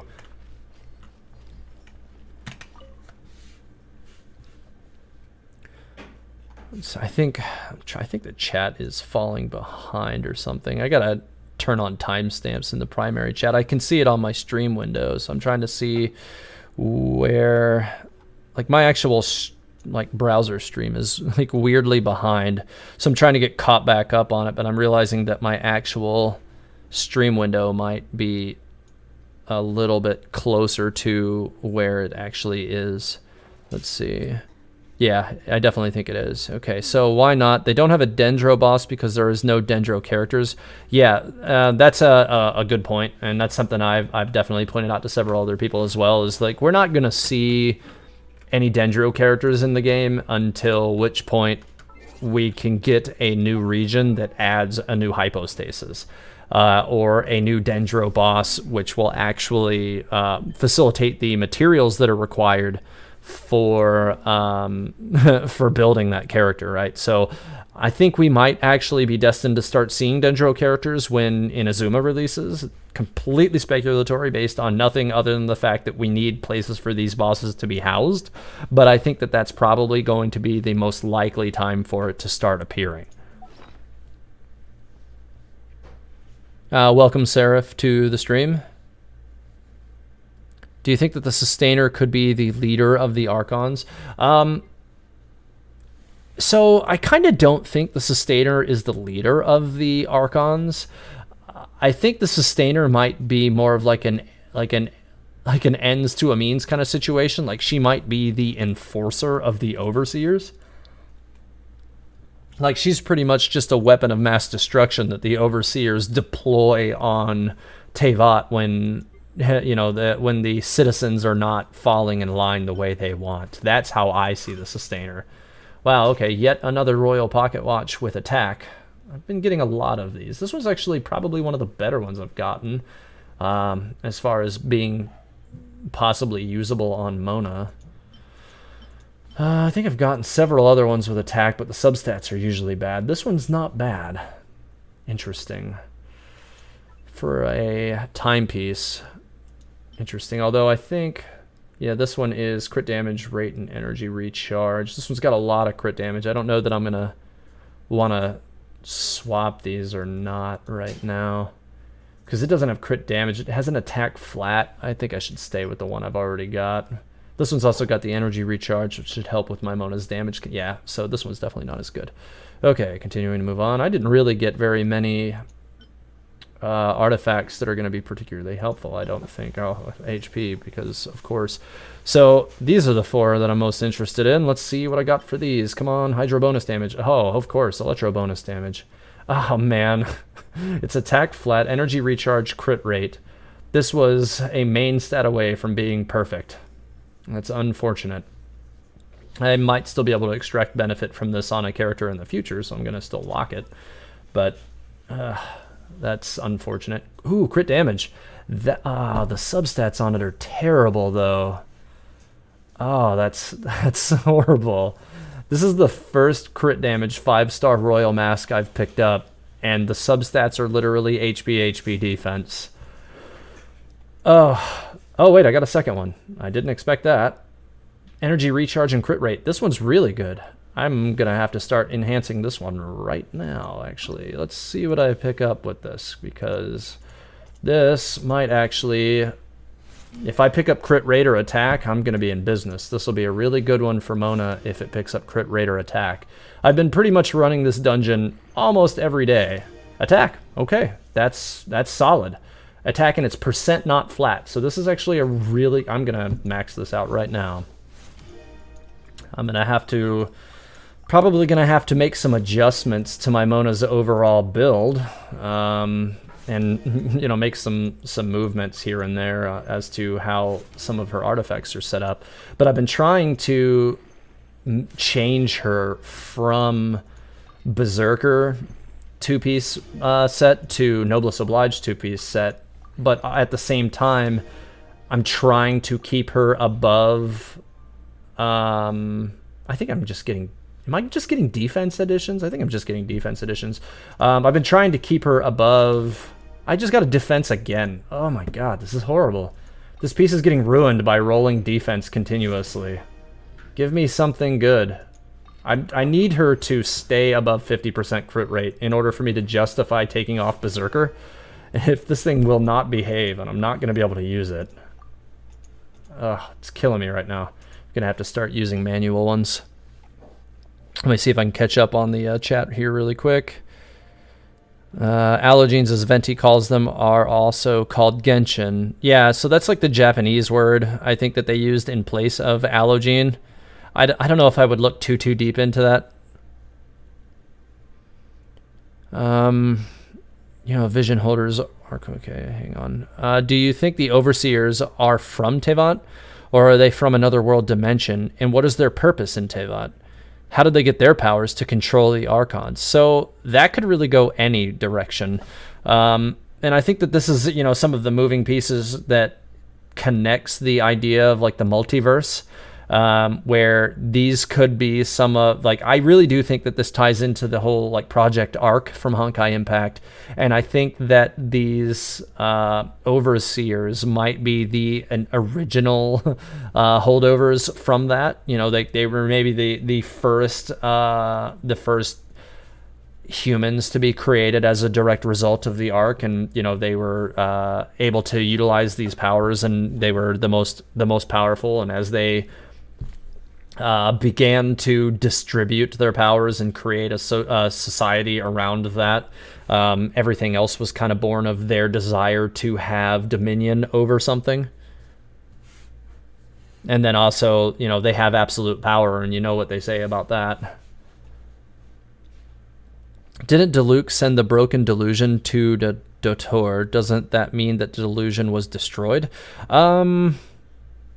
Yeah, you know what? I think that there is maybe something there, but, I'd have to look over that portion of Diluc's story again, because I don't know if I remember anything directly saying that he did send that. If that was in Diluc's story, please let me know, because I've read so much stuff that sometimes it pushes out other things. So it can be hard for me to keep track of like all these moving pieces until I actually start writing it down. And once I actually start turning it into stories, that's when I start holding on to that information a little bit better. Just to be completely honest, yeah, that's how my mind usually works, is once I start writing it down and writing it into the stories that I make videos out of, that's when I start definitively holding on to it. So the Project Arc in Honkai Impact was basically the world was being destroyed. I believe it was being destroyed by the Hersher of the Void, or Hersher, I don't even know how to say that, which is the character that most people suspect is also the sustainer of heavenly principles. So basically all of humanity was being destroyed by her, as I understand it. And if I'm wrong, please somebody correct me in the chat. But after humanity was basically in progress of being destroyed, they basically squirreled away a whole bunch of samples of the human genome and sent them into space as an attempt to ensure that humanity persisted. And so if you look at the actual, like the word Teyvat, for instance, is actually Hebrew for the word ark or ship. And so that's another one of the things where I think that they very obviously MiHoYo chose the word Teyvat carefully, as I think a little hint or nod to that this is what that was supposed to be.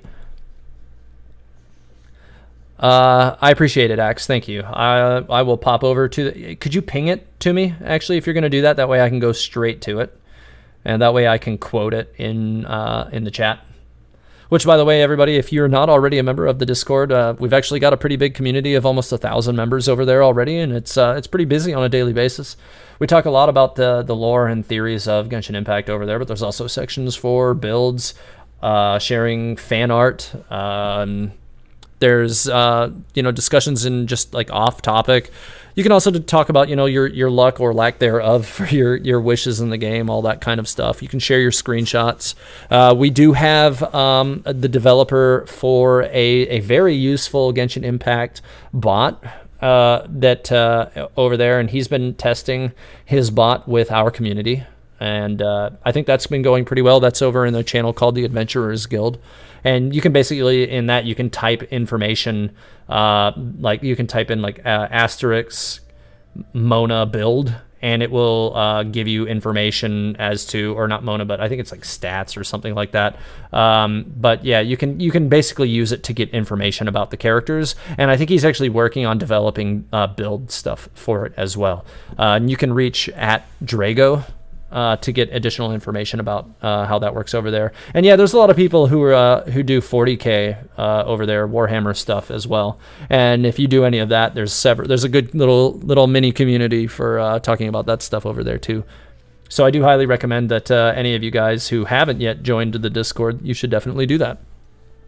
We'll be very happy to have you.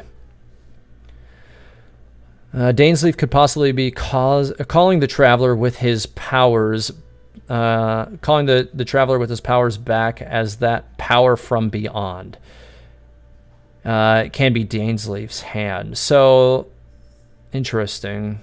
So, I mean, the idea of the powers from beyond, like, he could be trying to tame the Traveler's power. So it could be a situation where, like, Dainsleif could be targeting the Travelers to take their powers to topple the Sustainer as well, or just to use that to keep Teyvat in line. But we don't know really much about what Dainsleif's entire like skill set or motivations are, just because we don't really know that much about that character in general right now.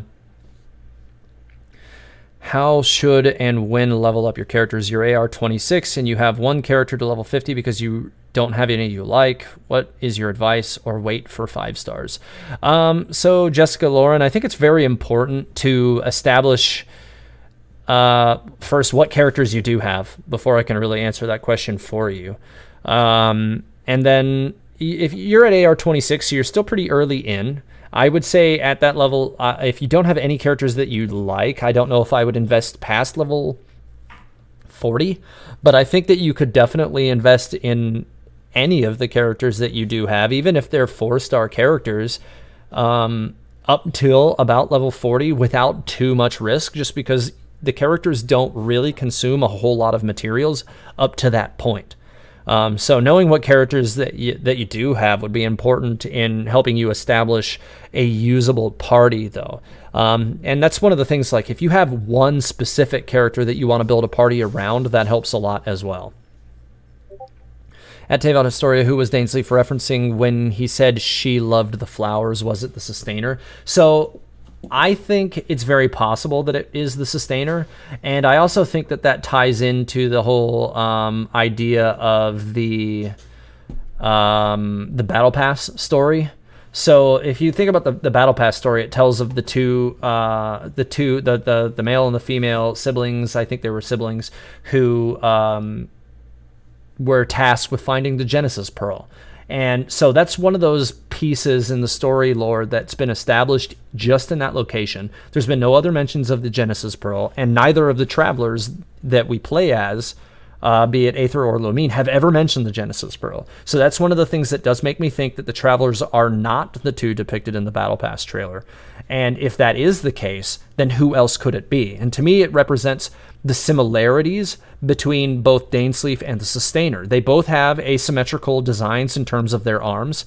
They both have very similar eye designs, although different colors. They're both light-skinned with blonde hair. They have a lot of things stacking up that suggest that these characters might be related in some way. So, with that being the case, she showed up against Aether Lumine, calling herself the Sustainer of Heavenly Principles. So to me, that implies that she thinks that she is, like the god to end all gods, like, I'm the one who is in charge of all of this. And in the Battle Pass thing, it says that she mistakenly believed herself to be the Queen of Darkness, or the Queen of the Dark Realm, or Eternal Realm, or something like that. So if the Sustainer is that character, then to me, the other sibling who was then dispatched to take up where she had fallen would be Dainsleif.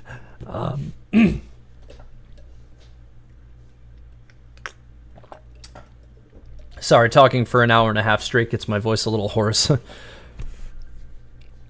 But yeah, so that's kind of where I think that's going on a personal level. That's what I expect, and I am planning to do a full breakdown of my thoughts on that into a theory video, and because I think that that's very telling. But I'm trying to gather a little bit more information before I do that about Dainsleif as a whole, because I want that theory to kind of be focused on not just like the Sustainer, like my last theory was, because I don't want to be doing too many theories about the Sustainer in quick succession.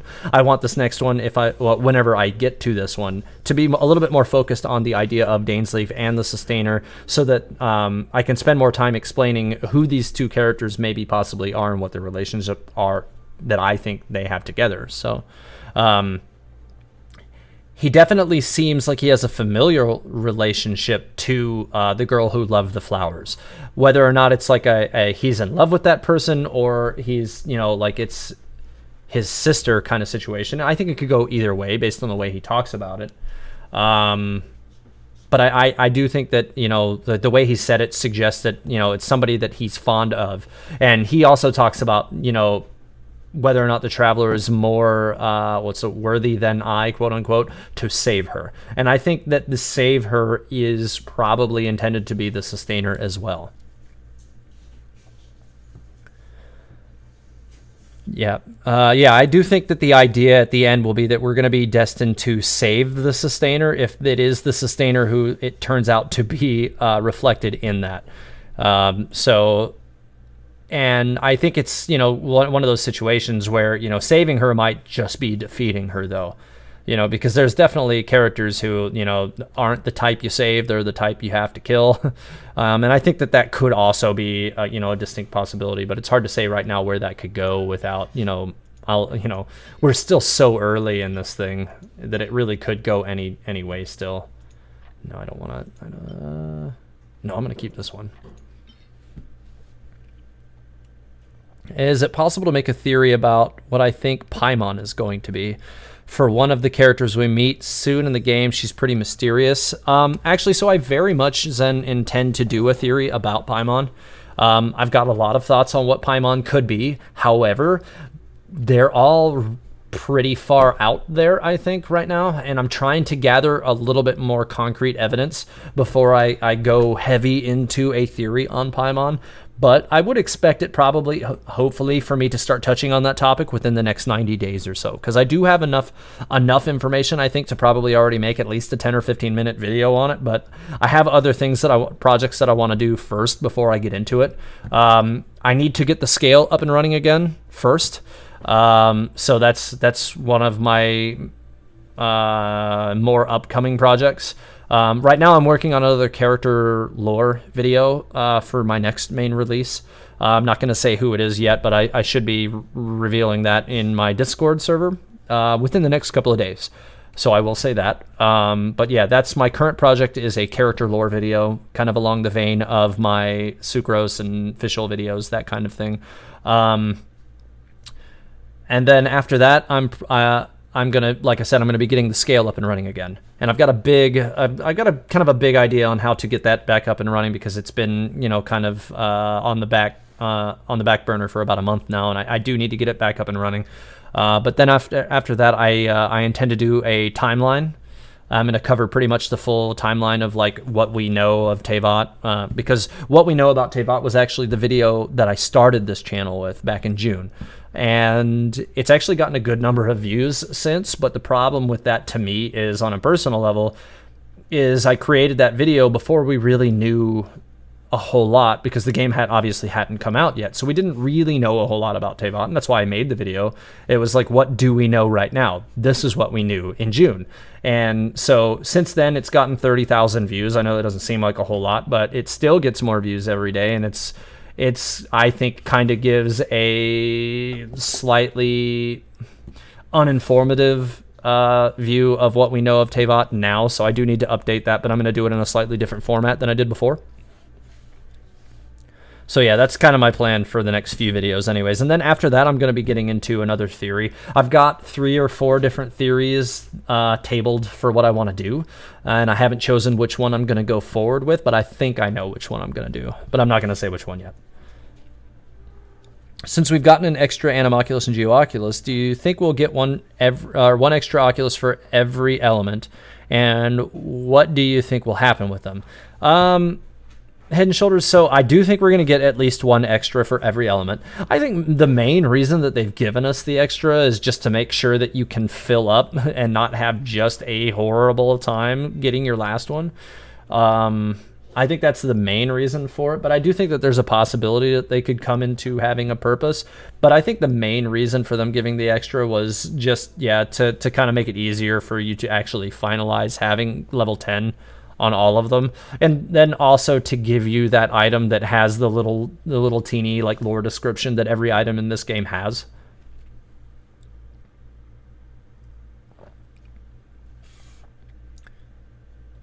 If your budget is low, GTX... Okay, you guys are talking about some system stuff in there. I might have missed. There's like a sub-conversation going on. I might have missed that.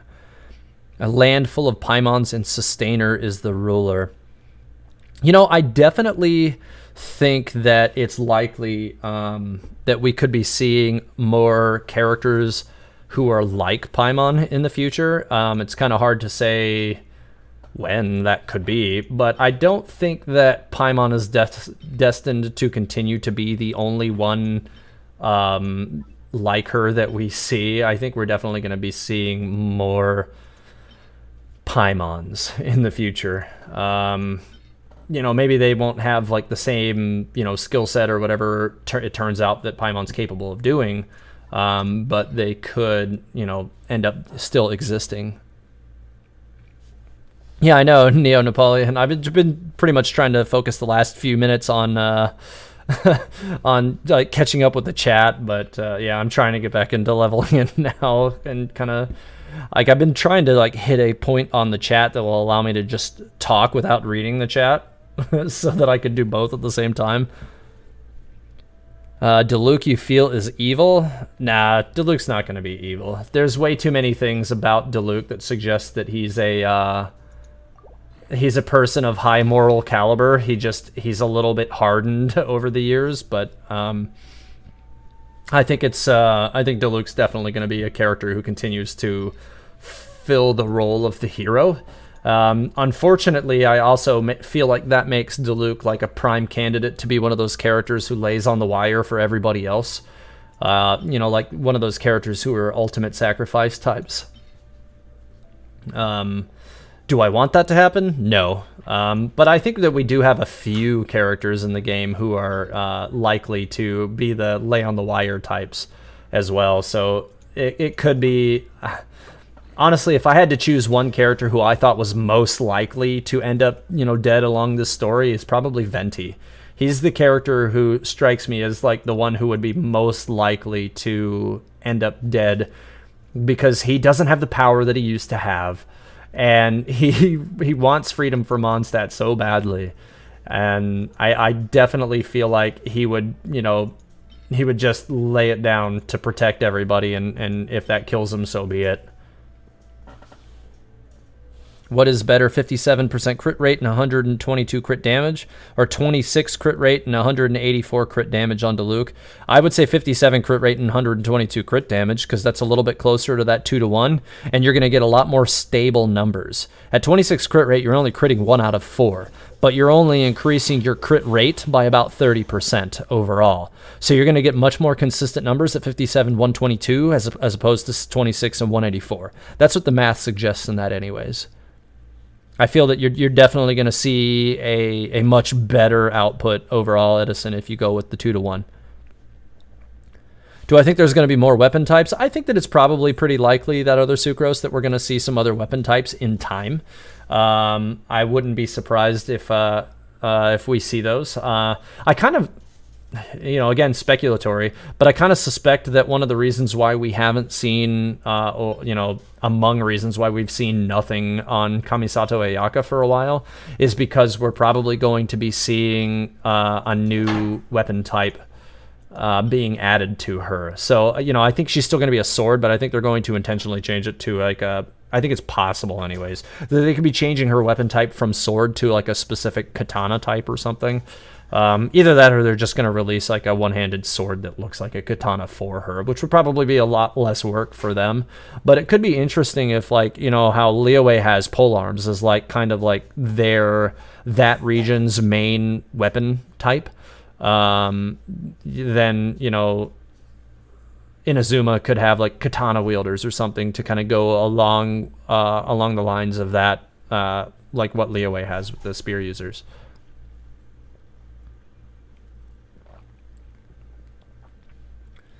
Have I seen... Okay, let's see. In Bag's gadget section... Okay, yeah, that's not towards me. Are you going to roll for Zhongli? What are your thoughts on him becoming a main DPS? Bold one, yes. I'm absolutely going to be rolling on Zhongli this week.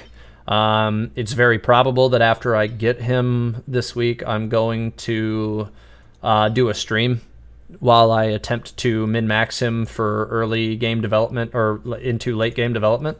That is my plan right now. As far as making him a main DPS, I definitely think that there's going to be, you know, some party crafting that's going to be required to kind of help push him into that role. So basically what I'm saying is you're going to have to make sure you build a party around him that's focused expressly on, you know, making a Geo character shine as a DPS.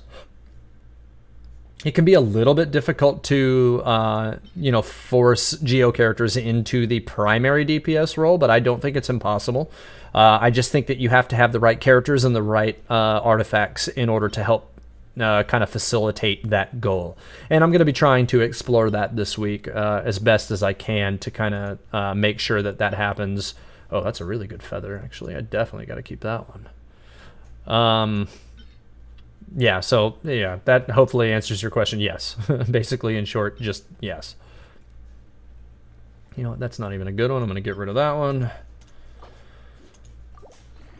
Okay, so I keep getting, it looks like attack and defense so far. I really, really need this level 20 upgrade on this to go into crit rate. Because the biggest problem that I've had with upgrading these Noblesse Oblige weapons, or pieces of equipment that I've been getting, is none of them ever want to upgrade crit rate. Even when they get crit rate, they just don't enhance it. It's kind of driving me crazy because it's been making this whole like late game grind for decent artifacts just awful for me. I'm gonna keep that one. Oh, I'm definitely keeping that one. Yeah, I'm gonna keep it because it's geo damage, but I don't know if it'll actually work out for me. I do think I'm gonna keep that one for now too. Energy recharge, attack elemental. This one's not terrible. That could be useful for Geo characters. I could see that being handy. Kind of hard pressed to throw away anything that's attack based. Substats are good on that one. I'll hold it for now. What do I think of Bennett? He's your main. I think, Domi, I think that Bennett actually is an underrated 4-star character. I think that you can actually get a lot of value from Bennett. I don't know that I would recommend using him necessarily as your primary DPS, but I do think that he's a really handy character to help other characters shine. I think he's a character that probably fits better in a support role, honestly. Been seeing a lot of people asking for less RNG on the artifacts. You hope MiHoYo comes through. Yeah, I mean, I generally would agree with that. I do hope to see a little less RNG through the artifacts. I think honestly, if they just got rid of, like, when you go try to get a specific element artifact and you get an opposite, you know, if you're trying to grind a pyro artifact and you get animo or hydro on it, like, who... You're never gonna need that. It's just trash. It was never going to have any possibility to not be trash. So that would be one of the things that I would hope to see them change if they were going to change anything. So yeah. How would I build Diona? So honestly, Curb, I haven't spent a lot of time kind of like mentally wrapping my mind around how I would build Diona. I do think that because she's a healer character, I know you're going to want to focus on HP primary stats, but I don't think I would really put much effort into trying to build her into, you know, damage at all, because I just think that that's probably going to be unwise. I think you could probably get good utility out of her just going with HP and energy recharge to help make sure that she's healing as much as possible.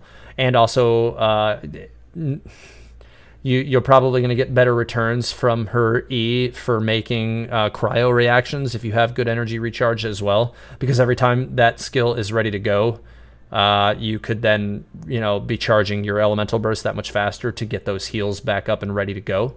And maybe, what is it, the Favonius bow I would probably put on her for that same purpose, because I do think its main stat is energy recharge, and its bonus skill, especially if you have a good refinement level on it, will continue to eliminate the cooldown on her E, which will help you, again, both generate cryo reactions and also build up her elemental burst faster. Again, this is saying Diona is a healer, let her be a healer. That's kind of my general consensus for all of the healer characters in this game is if you try to build them into doing roles other than healing, it's kind of like trying to fit a square peg into a round hole. It's probably not a great idea. So yeah, my initial thoughts on building Diona would be that way. I haven't really leaned into doing it much myself, but that's how I would do it. Speaking of Diona, what is the purpose of Diona's Constellation 4? Off the top of my head, I don't know what it is. I have the character, so I can, as soon as I finish getting this to level 20, I can go check. Unless you want to just type it into the chat, and then I can just read it off of this. But if you want to just give me a second, then I'll go check it here in a minute and kind of go from there. Just kind of having to scour through all of these artifacts that I have really quick and try to make sure that I don't... Oh, this was just garbage. I'm going to throw that one for sure. So that I can get this thing leveled to 20 and be done with it.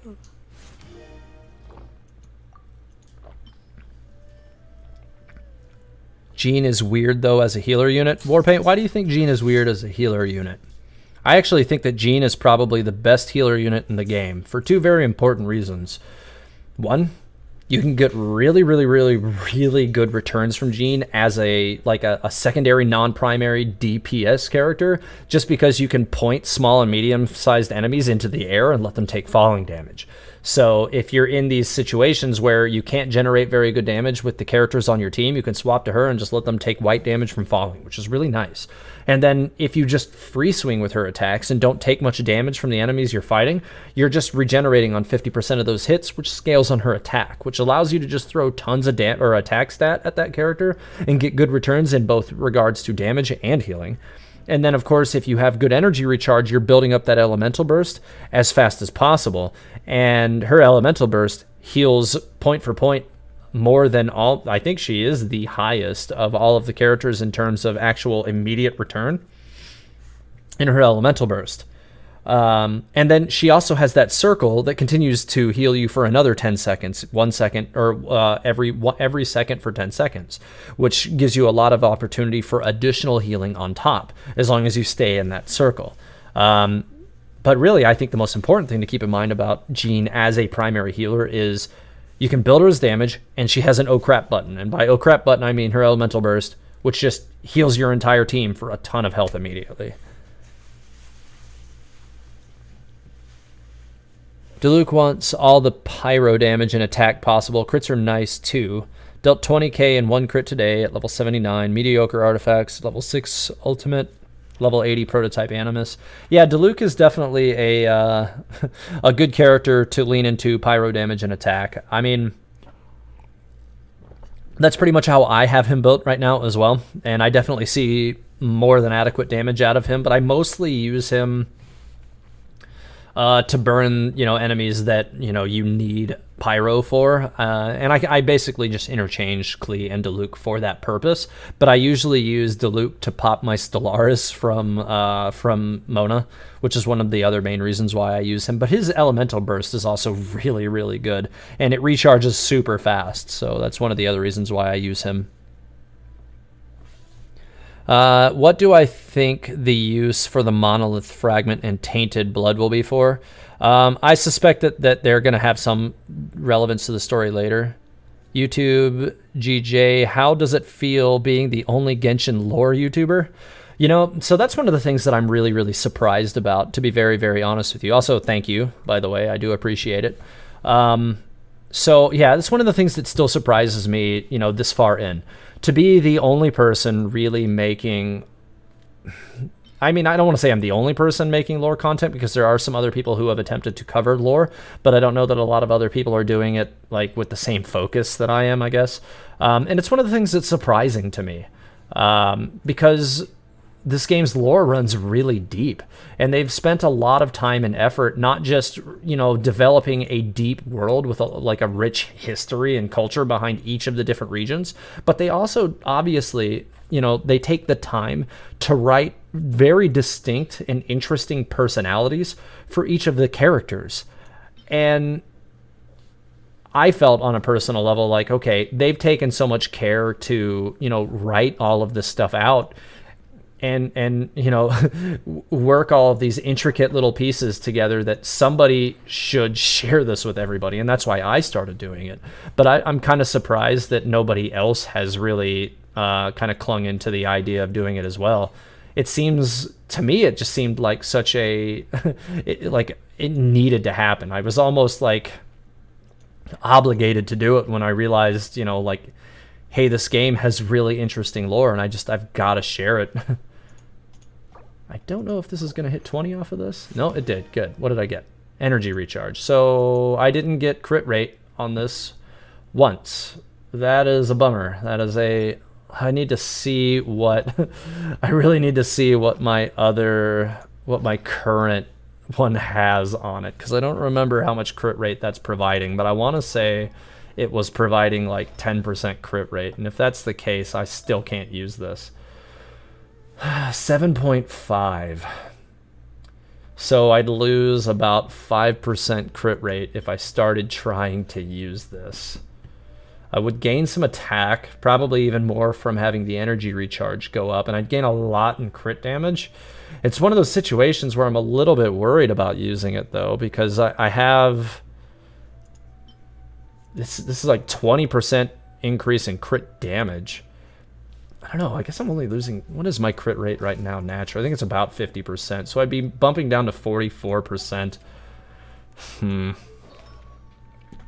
I guess I could test it a little bit, but I'm a little bit uncomfortable with dipping my crit rate below 50%, because the main reason why I'm wanting to use Noblesse Obliged in the first place is to make better use of Stellaris. But I already don't like when I don't crit on my Stellaris, and if I continue to deviate from that 50-50 shot, it's only going to make it crit less. So I'm not going to see that punchy impact from my Stellaris if I don't get the crits in the first place. Oh, man. I think I'm going to try it. I'm going to mess around with it for a little bit this evening and see how it works. And we're going to kind of go from there. Let's see where the numbers drop out at. Crit rate. Oh, wow. That actually dropped. Oh, yeah, because I lost my 12% as well. So I gave up. Yeah, that's going to be way too much of a dip in crit rate. I lost like 18 or 17% crit rate. There's no way I can use that right now unless I get some artifacts that give me a better return. I don't think that that's going to be a good trade.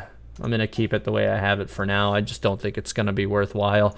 I might sit down and do some actual testing to see how that plays out, but my guess would be just kind of how the math should work, is that I don't think that that's going to actually work out very well. That's total crap.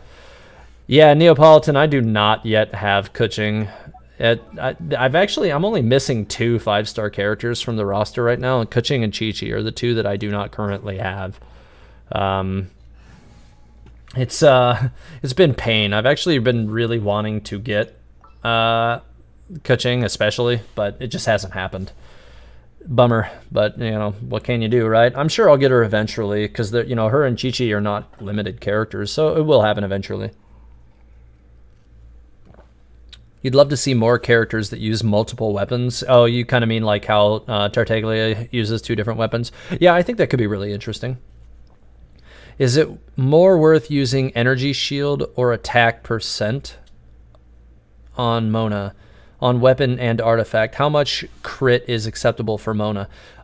So my general goal is to be as close to 50%, if not better than 50% crit rate on Mona.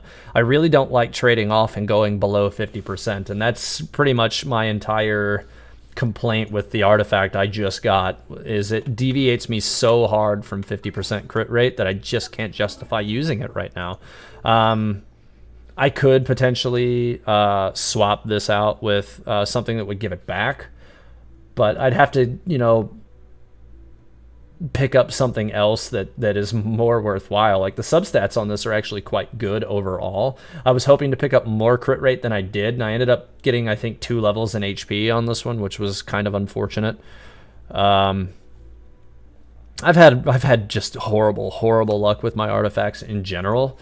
And that's why I still have 2 4-star artifacts on my primary DPS, and I'm AR almost 49 at this point.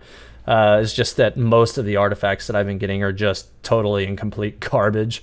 Like even like if I go and I don't want to say that this is a bad artifact, but the one artifact that's come out closest to perfect isn't even that good. It's this one. It has all the substats that I wanted for Mona, and almost every level rolled into attack, not crit rate. I didn't get one level in crit rate on this one either. And this seems to be the plague that I'm having with these Noblesse Oblige items, is that none of them, when I level them up, ever level crit rate. They'll have it, but they won't roll it. And it kills me. It does. And this one really kills me because that crit damage is huge. 62.2%, that's huge. And I still can't use it because I lose so much crit rate for swapping the items. Kill out once. Elemental Mastery is designed to be used for support characters, not for primary DPS characters. That's a common misconception in this game, is that all the mages should have Elemental Mastery. That's only the case if you want the character to trigger elemental reactions other than Vaporize or Melt. So if you are triggering Vaporize or Melt, those actually scale off attack equally to Elemental Mastery, which means you can choose one or the other and get the same result. So my team is built around the idea of Pyro Resonance and Vaporize reactions. So boosting Elemental Mastery would only weaken my Mona's main attack skills, her normals and elemental skills, or her normal abilities rather, would go down in damage. Her damage from her elemental skills would go down if they weren't generating reactions. So basically, you only want to build Elemental Mastery if you're using that character as a swap to generate reactions. That's why my Mona doesn't have Elemental Mastery. I just realized I never got around to going back to the Discord to look at that Diluc ping, so stand by on that. I gotta look at that. There it is. Let's see. Claim of bringing back something interesting. Dispose of this. Okay, yeah, both his mask. His mask is there, and the broken delusion is there. Interesting. Yeah, so I somehow, which issue was this from? Because I'm noticing that that's in English acts, and I wanted to say that they, unless I just completely overlooked it, the last time I checked the Genshin Impact official website, they hadn't actually finished translating the manga to English yet. And so, like, we still had all these other parts that were not there yet. Interesting. I need to go into the official website and check and see where, see if they've actually updated those. I'm going to do that right now, actually. Let's see, page 2. No, we're still only on to chapter 13. And I want to say that occurred later, didn't it? So because Dual Occurrence is the last issue that we have now, which, the guy who's in that last frame of that one that you sent to me hasn't even had his run-in with Kaya and Diluc yet to result in that being sent back to him. So, So I guess that's probably like a fan translation or something, because that actually hasn't officially been translated to English. So I need to... That's something I'm actually probably going to need to talk to Cheryl about this week. I need to see if she can confirm that translation for me. Actually, I'm going to message her about that right now.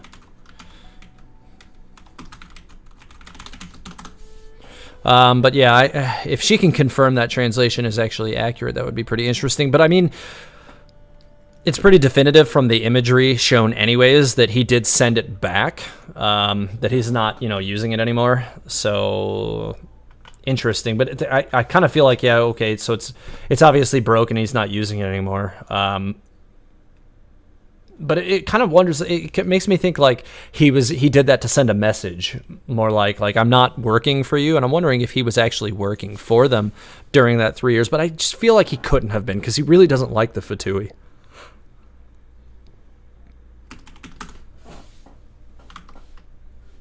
Let me catch back up here really quick. Manga decks. I have never heard of manga decks. Interesting. Baron Bunny best 5-star? Yes. Eleth, Maimona's weapon is the Skyward Atlas. Does Elemental Mastery of support effects work off character that triggered the effect or the active character? So it's going to work on the character triggering the effect. So if you set an element on a character and then you swap to another character and burst it, then that's going to be the character that the Elemental Mastery will be calculated on. Rex Lapis Zhongli is pretty damn wise. How far ahead do I think he made the deal with the Saritsa, and what do you think the deal was? So I think he's probably been working that deal for a little while, but I can't say with any certainty what it was. So like he even admitted himself that there's not, in truth, really anything equivalent to the value of a vision. Or not a vision, but a gnosis. So, I'm not really sure what he could have, evaluated that he would be given for it, outside of maybe, like continued, like the possible continuation of security for Liyue. And the only way I could see Zhongli giving that up himself would be is if he, he believes in whatever goal the Saritsa has at the end of the day. So if the Saritsa is planning on toppling Celestia and bringing security to all of Teyvat, or possibly if the sky is some kind of farce, if like all of Teyvat is actually like a fake world, and maybe the Archons are aware of this. They could be trying to work towards making Teyvat a real world, for whatever that may be worth. So it could be just a situation where Zhongli actually just believes in whatever her end goal is and decided that he would, if Liyue could be supported in his absence, go ahead and lend his Geonosis to the case. In the next page, Kaya gives him a new vase, the one we see in the mansion with Diluc's vision inside. Diluc's vision was a gift from Kaya. Gonna ping the page again. So I do know that vase acts, as I understand it, has been mentioned a couple of other places as well. And it did belong to their father. I think that Kaya was given that by their father. So yeah, I mean, he might have left it with Diluc, and that's where he was keeping his pyrovision at the end of the last issue. So yeah, I do feel it's important for me to mention X. Yeah, I actually have read the entire, quote unquote, I should say, the entire manga to the end, even though we don't have it. I've gone to the Chinese website and finished, reading it, but all I could do was just machine translate it. But yeah, so I need to see something. I need to actually finish touching base with Cheryl about that. So just stand by with me 1 second, guys.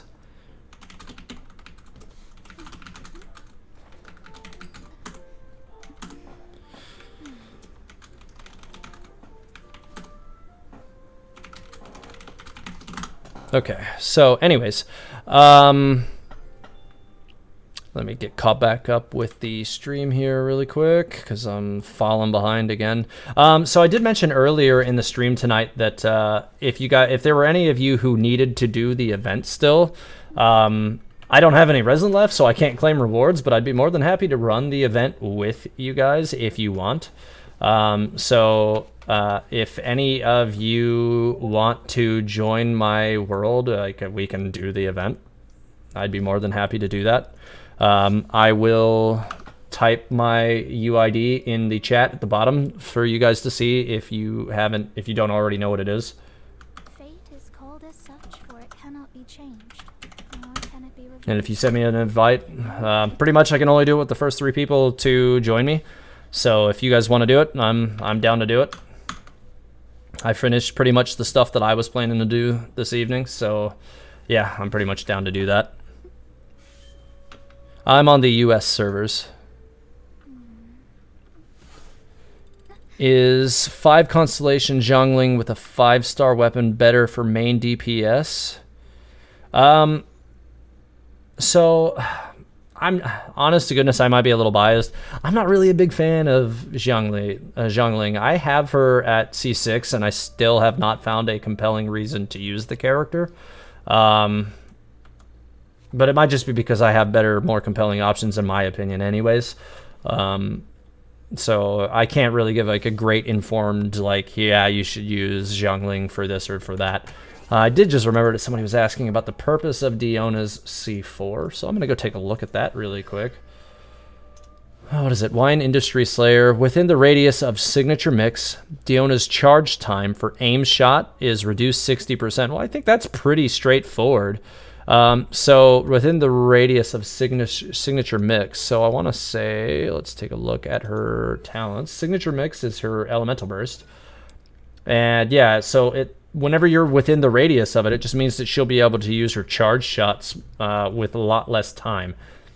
A 60% reduced cooldown is more than half, so that should kind of make her a kind of like a tiny machine gun for cryo reactions. I mean, you're not going to probably expect much damage to be produced out of it, but you probably will be able to produce a lot of cryo reactions quickly while within that period if you do have C4 on your Diona. So yeah, I think that's definitely what the main purpose of that is. It's probably to allow you to generate a lot of cryo reactions in quick succession.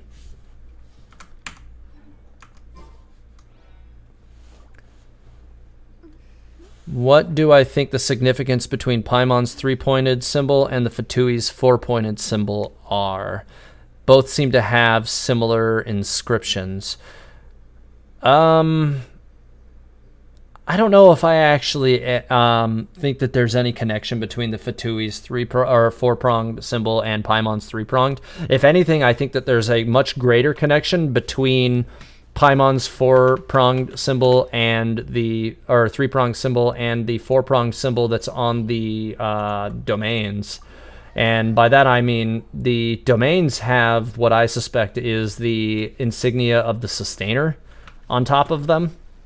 And if you've seen, I don't know if you have or not, I have a theory that I put out a few weeks ago now, mostly revolving around the idea of the sustainer.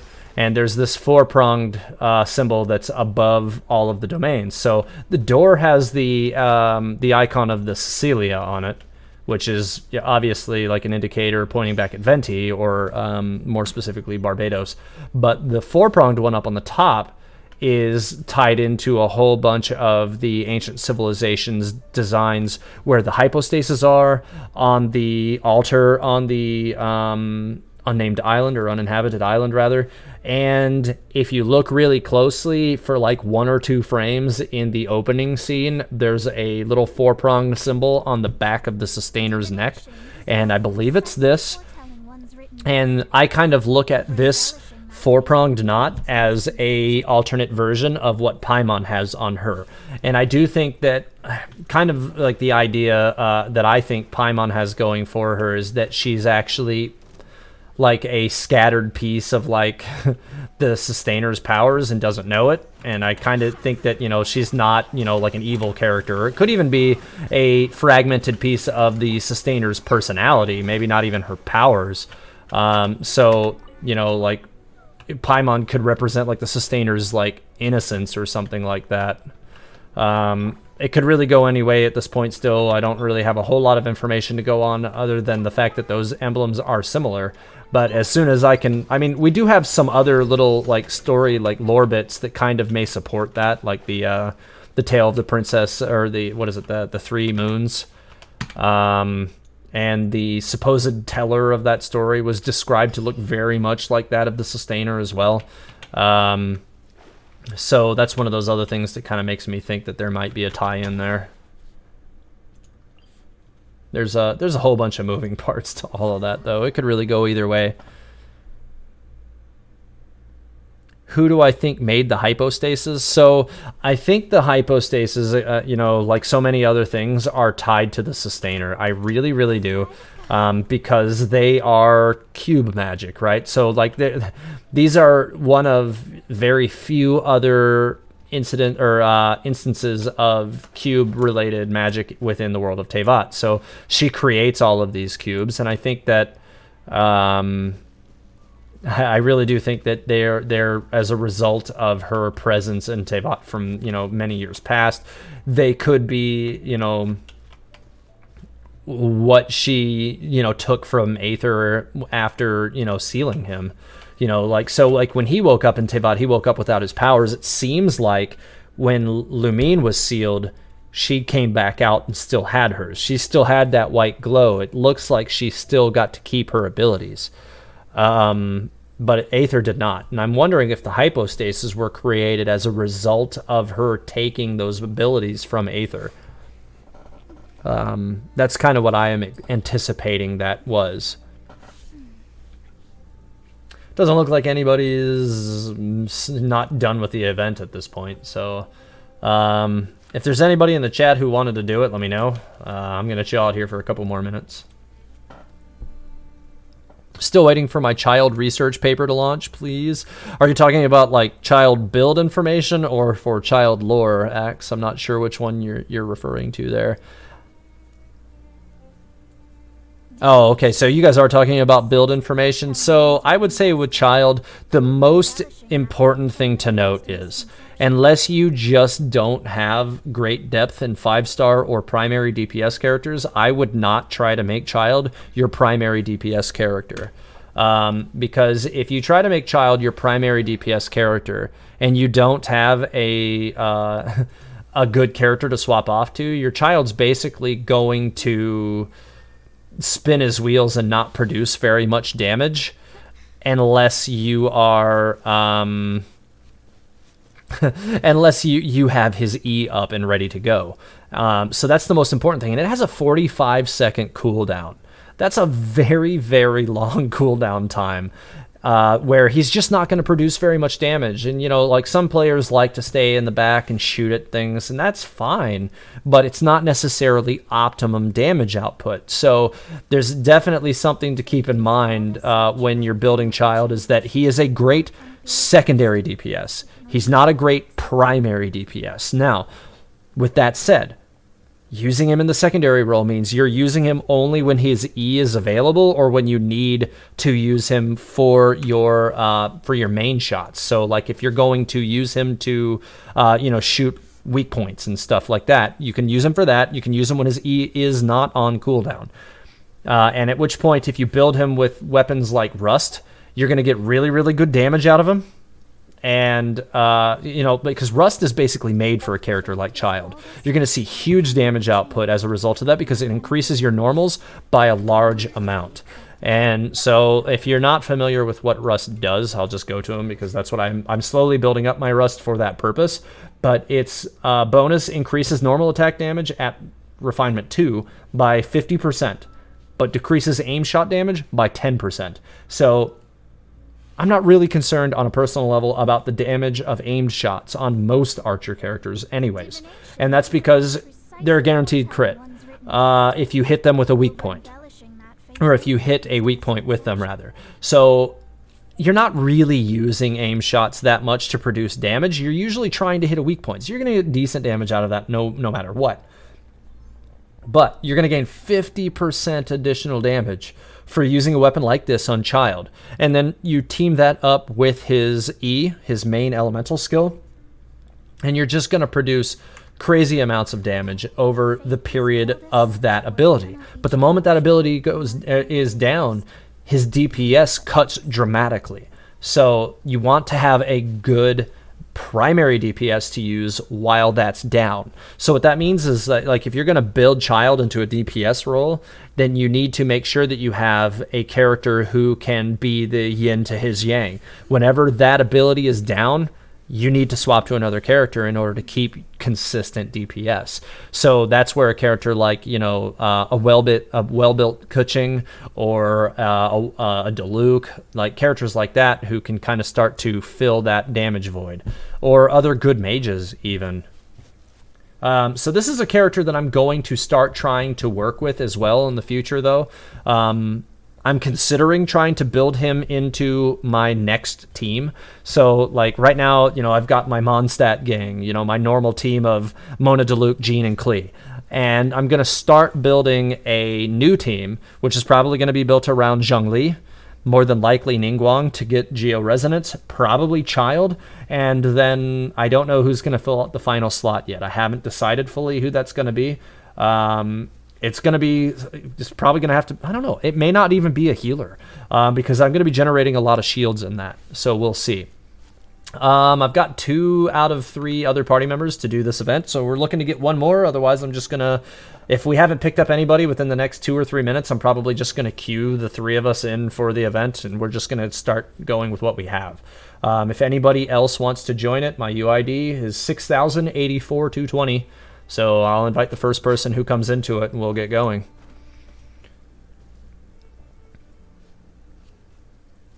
Am I going to do more lore stuff on characters? You binged my entire channel and you love those. Chris Gaming, yes, I very much intend to do more lore, character lore videos. In fact, the video that I'm working on right now is a character lore video. I'm not going to say who yet, but I will be announcing who that character is this week. Child Historia scale after Zhongli's. So Axe, what I'll say is my plan for, and I already talked about this in one of the other streams, so it's not really a secret at this point, is what I'm planning to do is pretty much update the entire scale at one time. I've got a big correction that I need to issue for it because I learned something that I learned a little bit of information after the fact that was causing certain aspects of the data to be invalid. And as a result of that invalid data, I had to reevaluate a few numbers. Mostly it just goes back to some of the melee characters that I've already evaluated. And as a result, I'm going to need to correct that data and reissue the scale from that. So what I mean by that is I'm going to put out a video that is basically a mass correction on the scale. And then at the end of that video, like I do with all of my Historia scale videos, I'll have the lineup of the Historia scale. But instead of doing only the characters that I've made videos on, I'm going to actually release the entire scale at one time, and then also release the image of the whole scale on my Discord at the same time. That way you guys can see what the whole scale actually is, and evaluate against all of the other characters. I will still continue to make individual videos for why those characters received their specific scores, but I wanted you guys to be able to see the entire scale as opposed to having to wait for me to do them one by one, because I think you'll just extract better value from it that way. Just waiting for Muna to come down the hill here before we get started. What's my advice for upgrading 4-star artifacts during endgame and have very little to no 3-star or under to consume? Domi, so if you go to the Genshin Impact interactive map, which is pretty, you can just Google it. There's, why is it still, no, I'll just do it like this because we've already got these guys in. Okay. So yeah, if you go to the interactive map, there's artifact routes that you can run, and you can just go and run to these specific locations and get the same artifacts every 24 hours.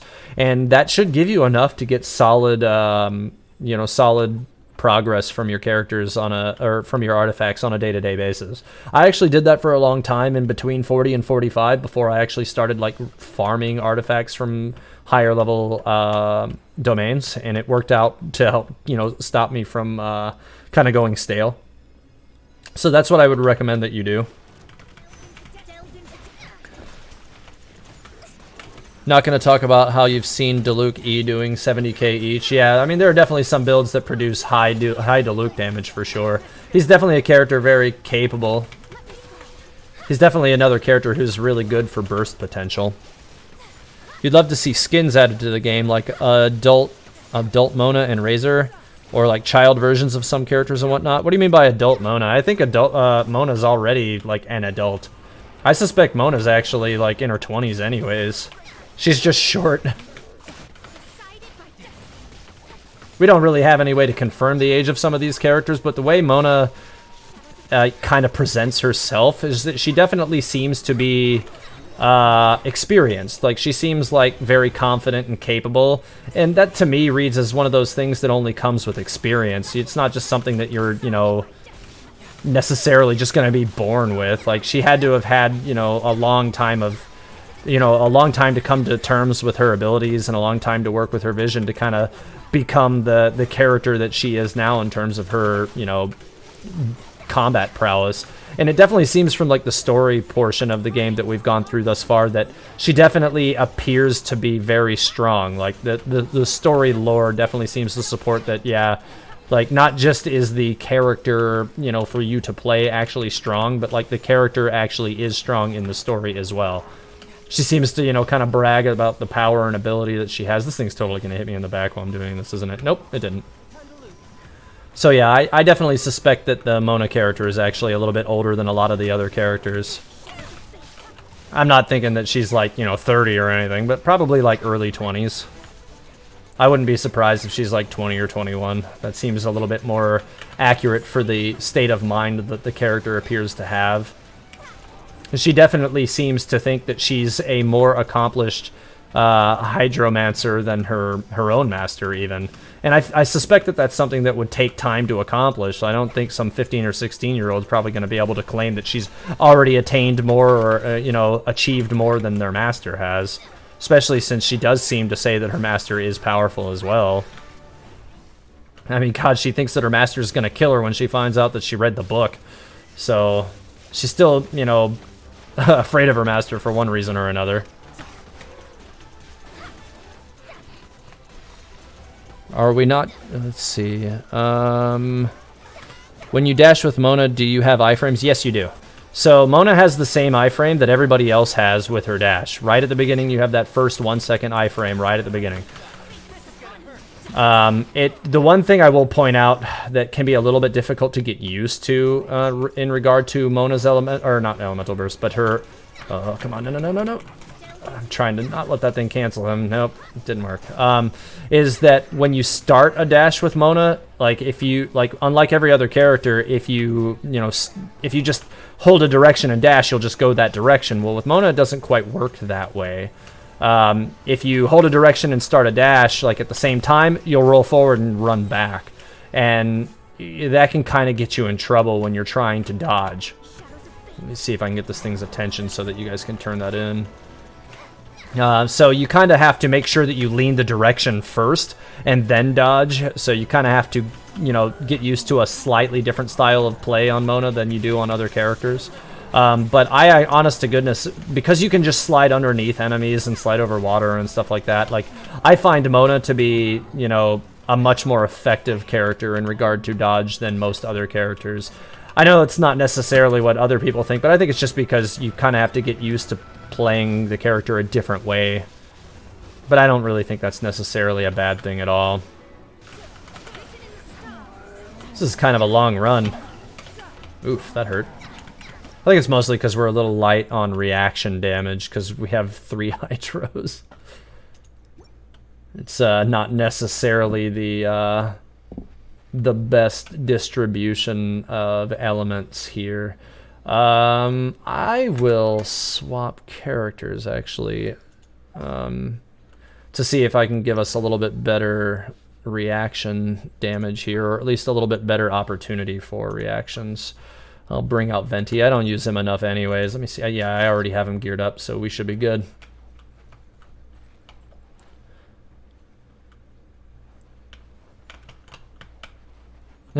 Yeah, all of our visions except for mine because I'm on Venti and his doesn't glow or react to these in any way. But yeah.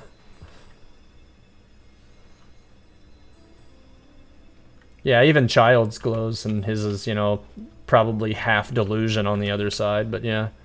Did you guys all claim your rewards? I don't want to start the next one if you haven't already claimed your rewards.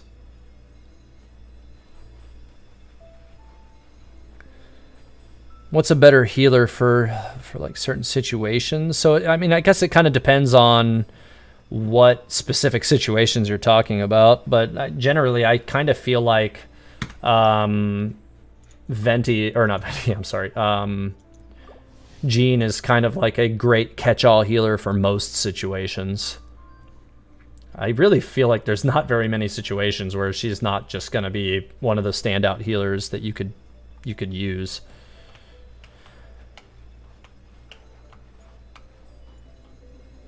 You can do it on consoles too, it just that you had to recreate and restart. Yeah, no. Yeah, so I never really did any re-rolling in the first place. Is Chongyun any good, or should you not use them? So Chongyun actually can be really good, Eric Chu, but here's the thing, is it kind of depends on what characters you're pairing with him, right? So, like, I don't know that I would ever really recommend using Chongyun with, like, a mage as your primary DPS, just because he can't really make, or your mage just can't really make good use of his cryo, of his cryo field. So that kind of like kind of makes it unnecessary to me. I'm gonna just go turn this in really quick while those guys are all caught up over there. Please don't shoot me. Ah! I knew that was gonna happen. God, my Venti's like normal attack damage is so terrible. He's got a ton of elemental burst damage, but very little in the normals. Barbara got quick attack and trigger Oz super quick. I mean, yeah, I suppose that's one way to go with that. I'm not a big fan of using Barbara for attack purposes, though. You love using Noelle as a healer. She's one of your favorite. Yeah, I actually really agree. I think that Noelle actually can be a very effective healer slash damage dealer at the same time. I actually think that she's also a consistently underrated 4-star character. Some people have, you know, kind of started to tap into the fact that she's actually good. But there's a lot of people who still, you know, pretty consistently underestimate her. And I feel like a large portion of the community still... Wow, again? A large portion of the community still don't really seem to value her properly. I don't know why. I gotta use this E more. I keep forgetting to use it.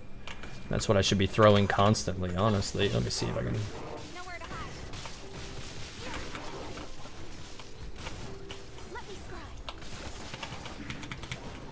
There we go. Use all your chance on Venti. Yeah, I'm constantly like just getting hit in the face every time I try to use the thing. I don't know why I can't seem to hit this thing in the eye. There we go, finally. Don't really like that he's standing on the point, though. We haven't been able to turn in many of these. Let me see if I can catch these guys enough in the center. Probably should have tried to lure them out of the center. Mistakes were made.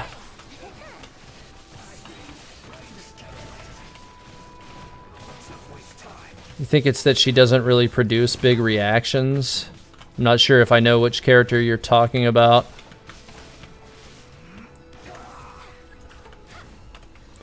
How do you increase Oz's attack speed? Because you've seen a lot of people having high attack speed Oz. I don't think you can increase Oz's attack speed. I think it's just like you're... Not that I know of. Somebody please correct me if I'm wrong, but I don't know if I've ever seen any way to do that.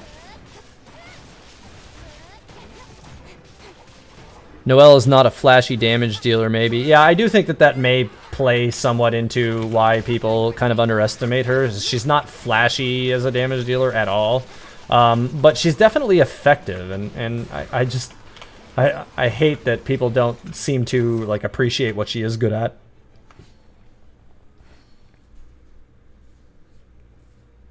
He's the narrator, so I think he'll come at the end of the game. Yeah, if you're talking about Dainsleif, yeah. I do think that he's probably not likely to show up in the game until some point much later. Yeah, so C6 Fischl does increase, but it's only when Oz is not, or when Fischl is not on the field, which is one of those things that's really important to remember about that, so I'll just go to it, because I actually did recently finally unlock that. So C6 official, For I he attacks, and the princess what is it? Extends the duration of Oz's presence on the field by 2 seconds. Additionally, Oz attacks with your active character when present, dealing 30% of official's attack as electro damage. He attacks with active character when present.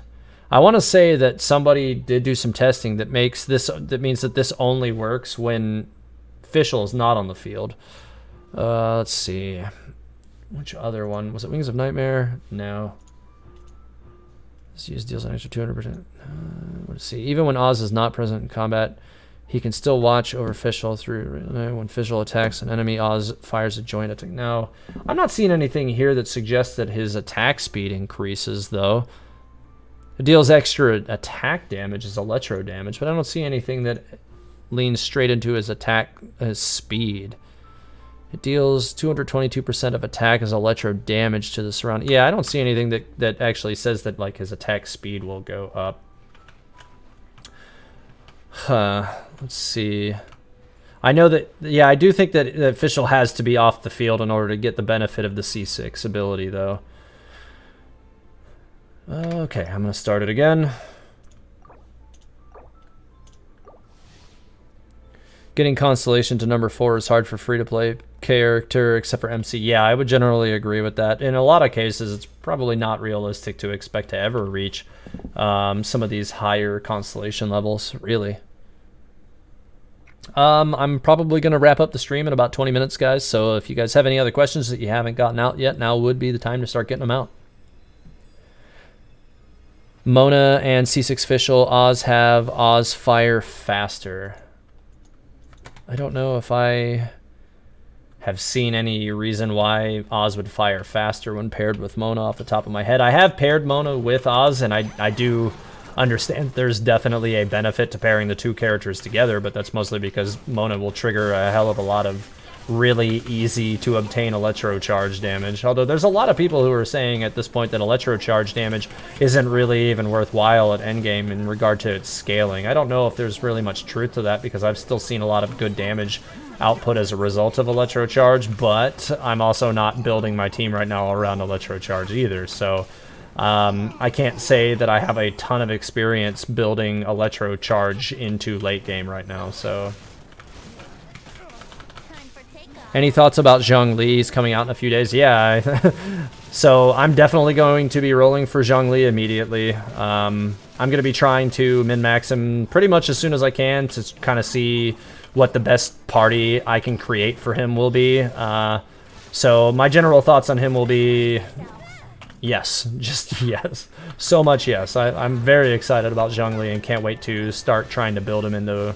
really, I'm going to try to build a whole party around him and just kind of see how I can best maximize him. That's a character I'm extremely excited for.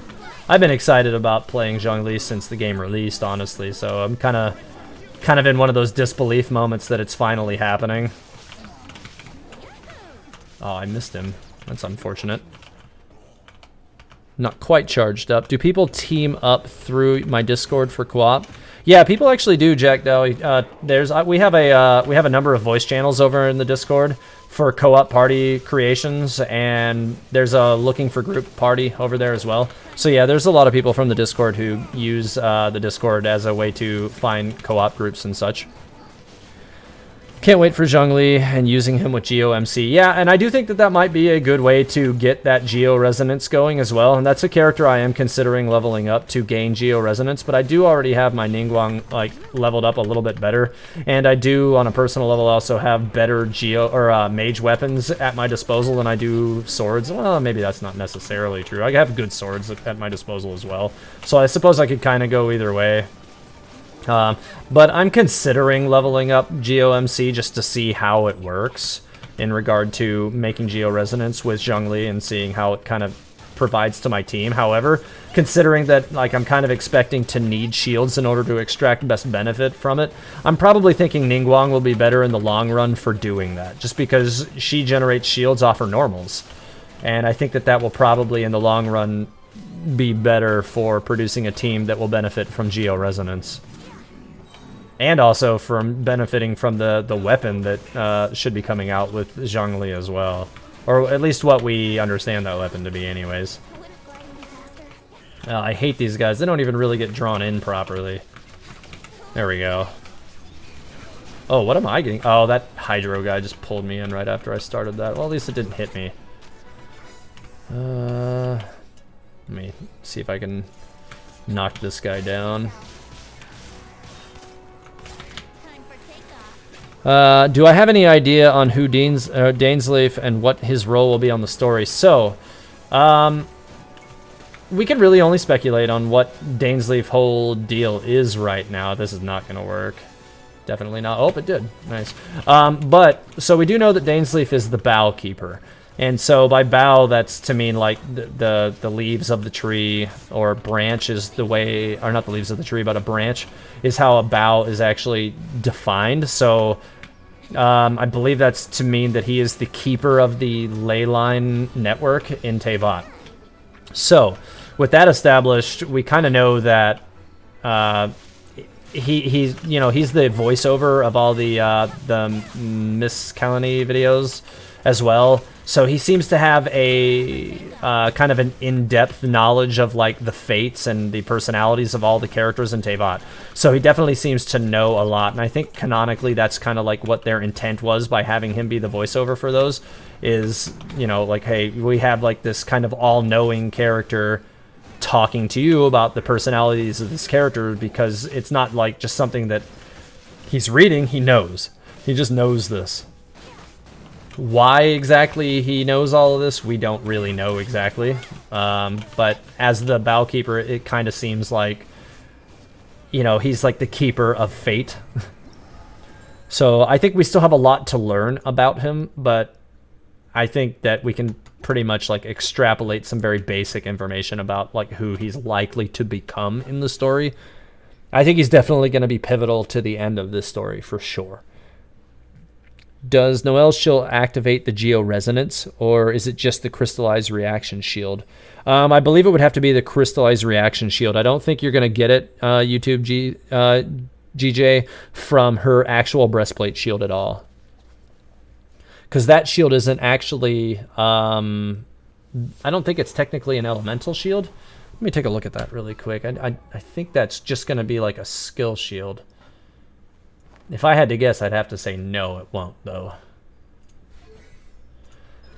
Let's see. Summons protective stone armor, dealing geo damage to surround. So it is geo type when you spawn it. The shield's damage absorption scales based on its shield's falling properties.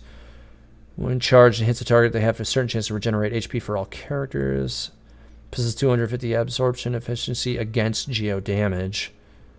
See, that the efficiency against geo damage tends to make me think that it's not gonna be. I don't know.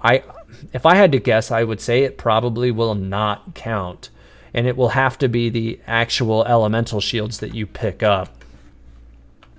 Now, until we actually have those things and can test, and that is something I'm going to be testing at the earliest possible opportunity. I will be testing that. And so you guys can definitely expect some testing from that this week. MCBNI, I don't know if that's a name to be ran phonetically or not, or read phonetically or not. My Jeans build is focused on attack and energy recharge. I have the Skyward Blade on her for that boost in energy recharge and energy particle regeneration to help her keep her elemental burst up more frequently.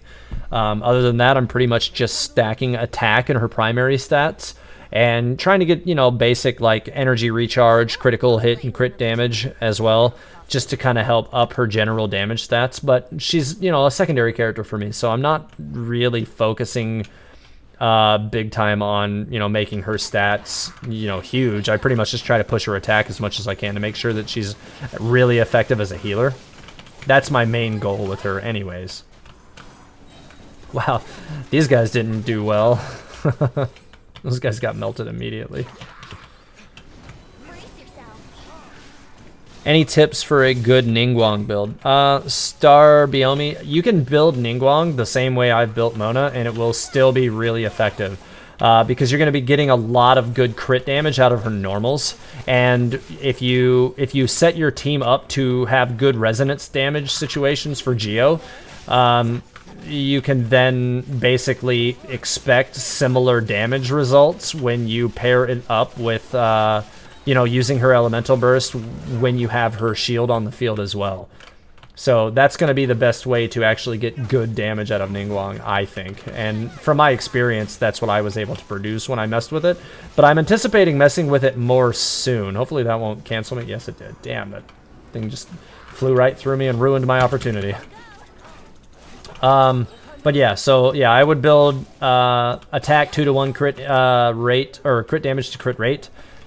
Yeah, crit hit. You want good crit damage, good crit rate, attack. You're gonna get good numbers out of her.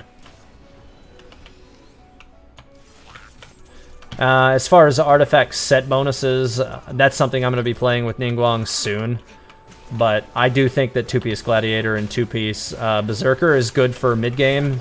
As far as a good, like, full late game so that you can have all 5-star artifacts, you know, anybody's guess for me right now. I haven't built Ningguang for late game, so there's definitely going to be some testing to do to kind of help determine what might be a maximum build for that.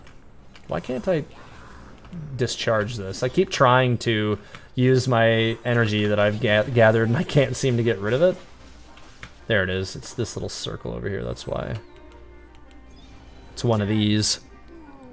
From the wording leyline, can it be the source of all magic in Teyvat, like D&D magic can be produced with those lines? So I think that there is definitely something to that, at least.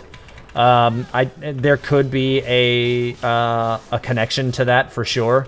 I mean, if you're looking for like a lore explanation to kind of support that, I would say look to the monsters of Teyvat. So, and by that I mean specifically, so we know that some of the monsters can use elements without any kind of a channeling vision or something like that. The humans have to use visions. Oh, hey, I just got killed. Cool. So the humans use visions, but hilichurls do not. But and then if you look at the,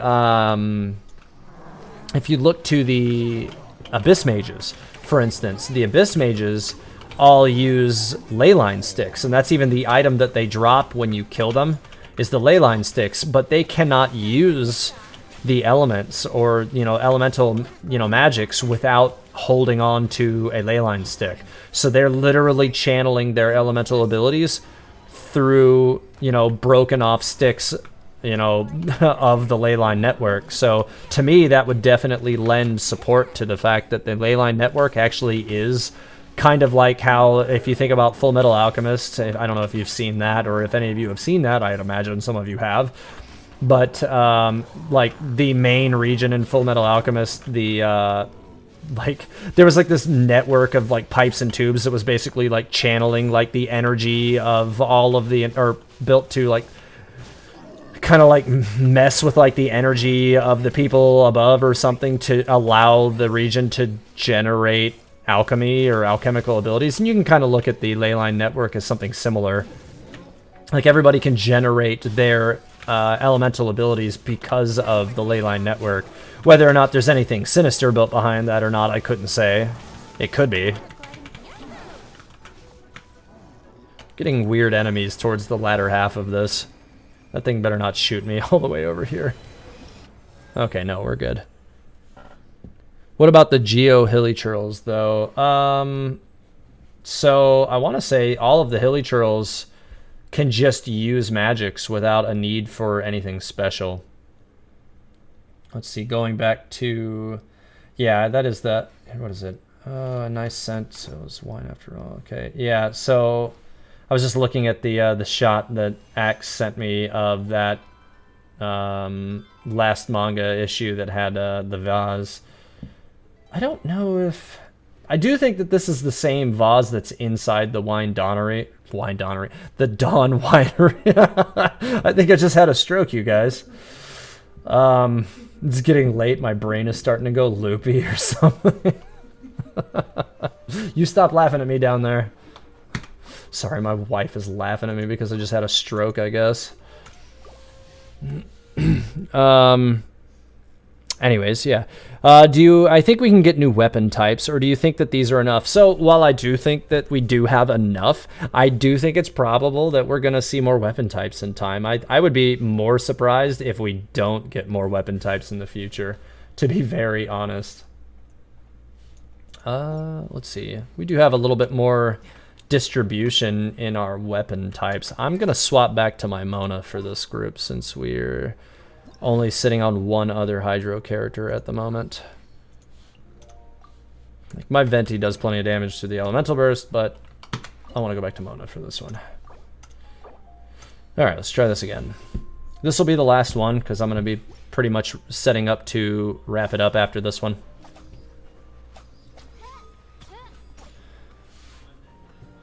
Do I think Genshin will have crossover with something in the future? I think that, what with this whole possibility of like multi-universes, Kirk, I think it's probable that there probably will be crossover events in Genshin. I don't know how they'll work it into canon yet. To me, I think for them to be able to work like a crossover with like Honkai Impact or something, we'd have to be much later on in the story for them to start crossing over like the idea of like the multiverse. I've got really low health right now.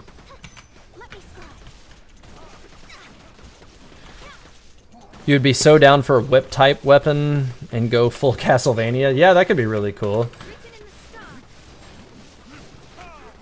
I definitely think that there's room for more weapons. I do think that we have enough now. Like, we've got, you know, more weapon types than some games have, for sure. But I think that it could be really cool if they did add some more. It just kind of depends on what they bring to the game in the grander scheme of things. But I do think that it would be cool if we saw some more weapon types in the long run. Why do we need to wait for about 3 seconds for Mona's Elemental Burst before triggering it? Also, is it necessary to have Pyro as trigger for it? So, yes, it is. I don't understand really why there's that 3 second delay, but it seems like if you do it earlier than 3 seconds, if you're trying to burst it for maximum damage potential through a reaction, that you do have to wait 3 seconds. You do not have to wait 3 seconds if you're not trying to fire off a reaction from it. So that part isn't necessary. If you're just going to go ahead and follow up with Mona, you don't have to do that. But if you want to trigger the biggest hit possible from it, yes, you do need to trigger it with a Pyro character. But here's the trick to it, is that you want to already have that character or that enemy have Pyro on them before you trigger Stellaris. So basically you want them to already be affected by Pyro, because as soon as you trigger them or hit them with Stellaris, they're going to be made wet. And what will happen is you'll trigger a Vaporize reaction that doesn't do any damage, which is good, because then when Stellaris pops, it will actually make them wet again. So Stellaris, no matter what you hit the enemy with, will make the enemy wet again, which means that it will trigger a water-based reaction. Which means that if you hit it with a Pyro character, it will be a Hydro Vaporize, which means it's 2 times the damage as opposed to 1.5 if you trigger it the other way around. So that's why you want it to be done that way. Hopefully that made sense. I'm trying not to give a terrible description, but I think that was pretty concise. But through testing and from what I understand of it, yeah, if you try to fire it off with, you know, the other way around, you'll get 1.5 damage multiplication. Well, I don't really. You'll just get a blank Hydro burst with no reaction if you don't wait 3 seconds. So that's one of the other issues with it. But if you want to get maximum damage from it, Vaporize is going to be the way to go.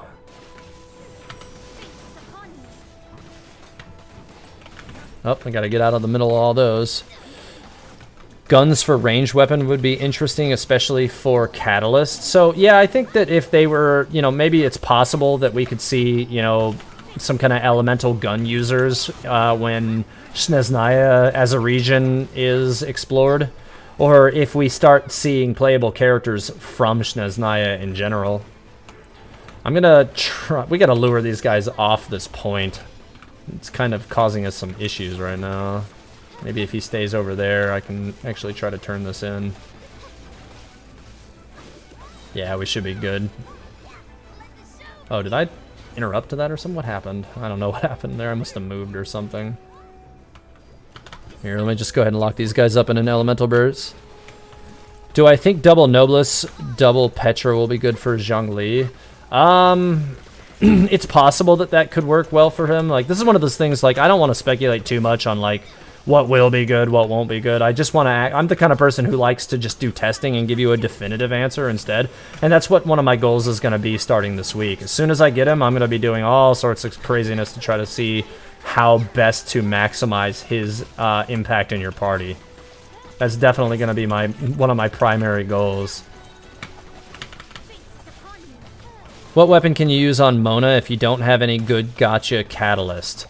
So by good gotcha catalyst, should I assume this to mean that you don't have any 4-star weapons other than like the craftable ones at your disposal?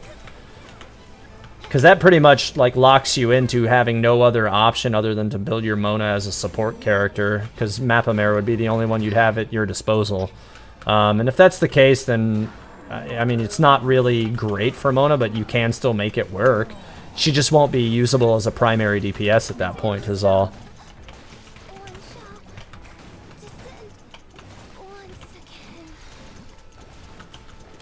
Hard to explain to people who don't have Mona, but in short, Mona will put wet status on her ult, but there is a small window between her ult and a second time vaporized reaction trigger. I mean, so, yeah, that's kind of like the gist of it. It's a complicated situation trying to explain exactly how that works. Once you, yeah, like, if you have Mona, it's a little bit easier to understand, like, how it works, because, you know, you can do that testing and kind of see it for yourself. But it's definitely one of those things you just kind of have to get used to doing. The game said you get a greater bonus if you trigger Vaporize with Hydro as opposed to Pyro trigger. Yeah, no, that's accurate. And it kind of works, that kind of works intuitively if you think about it, because, you know, water against fire would make more sense to do more damage, right? So it does. You get 2 times damage if you trigger Vaporize with Hydro. You only get 1.5 times if you trigger a Vaporize with Pyro.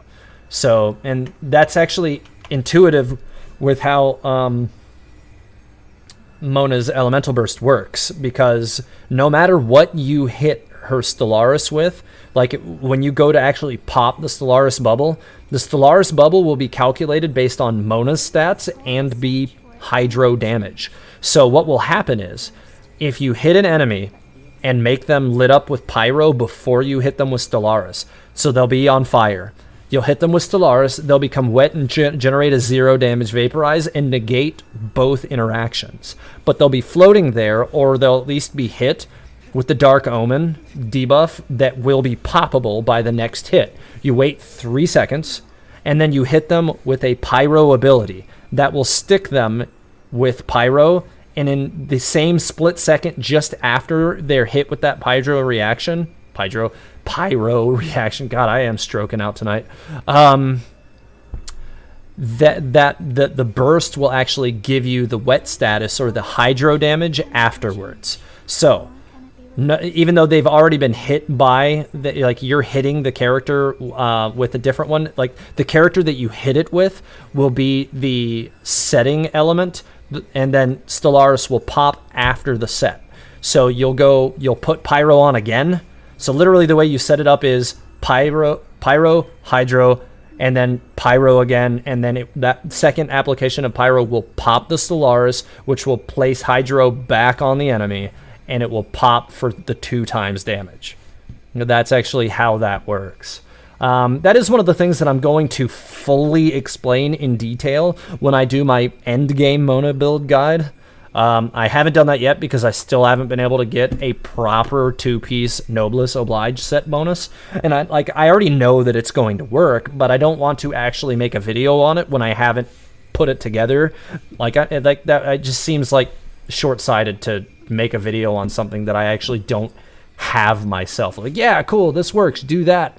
I don't have it, but you can do it. Like, no, I'm not going to make a video on that. It just doesn't seem right. But once I have it, I do intend to do that. anyways, so I'm going to do just one more, respond to one more line in the chat, and then I'm going to start wrapping it up here.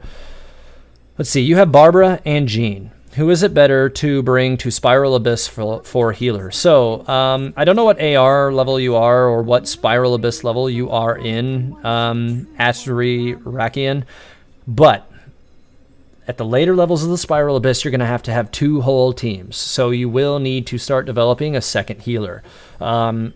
Me, personally, in the earlier levels, when you don't need 2 healers or 2 different teams, I prefer Jean because she adds more to your party as a whole. She also doesn't wet your characters, making them vulnerable to, cryo abilities and electro abilities, which is really nice. So to me personally, if you have Jean, go with Jean. But later on, in some of the higher level Abyss floors, that's when you start seeing that need to have a second healer, because you'll have to have 2 teams that are built up enough in order to get you benefit from that. So that's when you're going to want to start using Barbara. There's going to be levels where having Barbara is going to be really helpful to you, but there's also situations where for me personally, I preferred having Noelle as the healer for my second team, because there were enemies that were Geo and you needed a Geo Greatsword character to just go ahead and bust their shields and get through them. So that worked better to me. Katie, at Teyvat Historia, please pray that I get Mona on my standard banner pity. You're at 61 pity on there. I'm going to put all my vibes into hoping that you do pull Mona on that pull. You're getting pretty close, so, maybe you'll get lucky and you'll pick up Mona. I know that for the 4 days, I didn't get Mona until day 4. I had already had experience with Mona beforehand, so the problem for me was I knew what I was missing. And when you have never played Mona, it's a little bit easier to deal with not having had the character playable, but when you have and you don't have it, it's terrible. It was just awful. Like, every time I looked at a body of water that I needed to get across, it was just like, oh god, this is horrible. What am I going to do?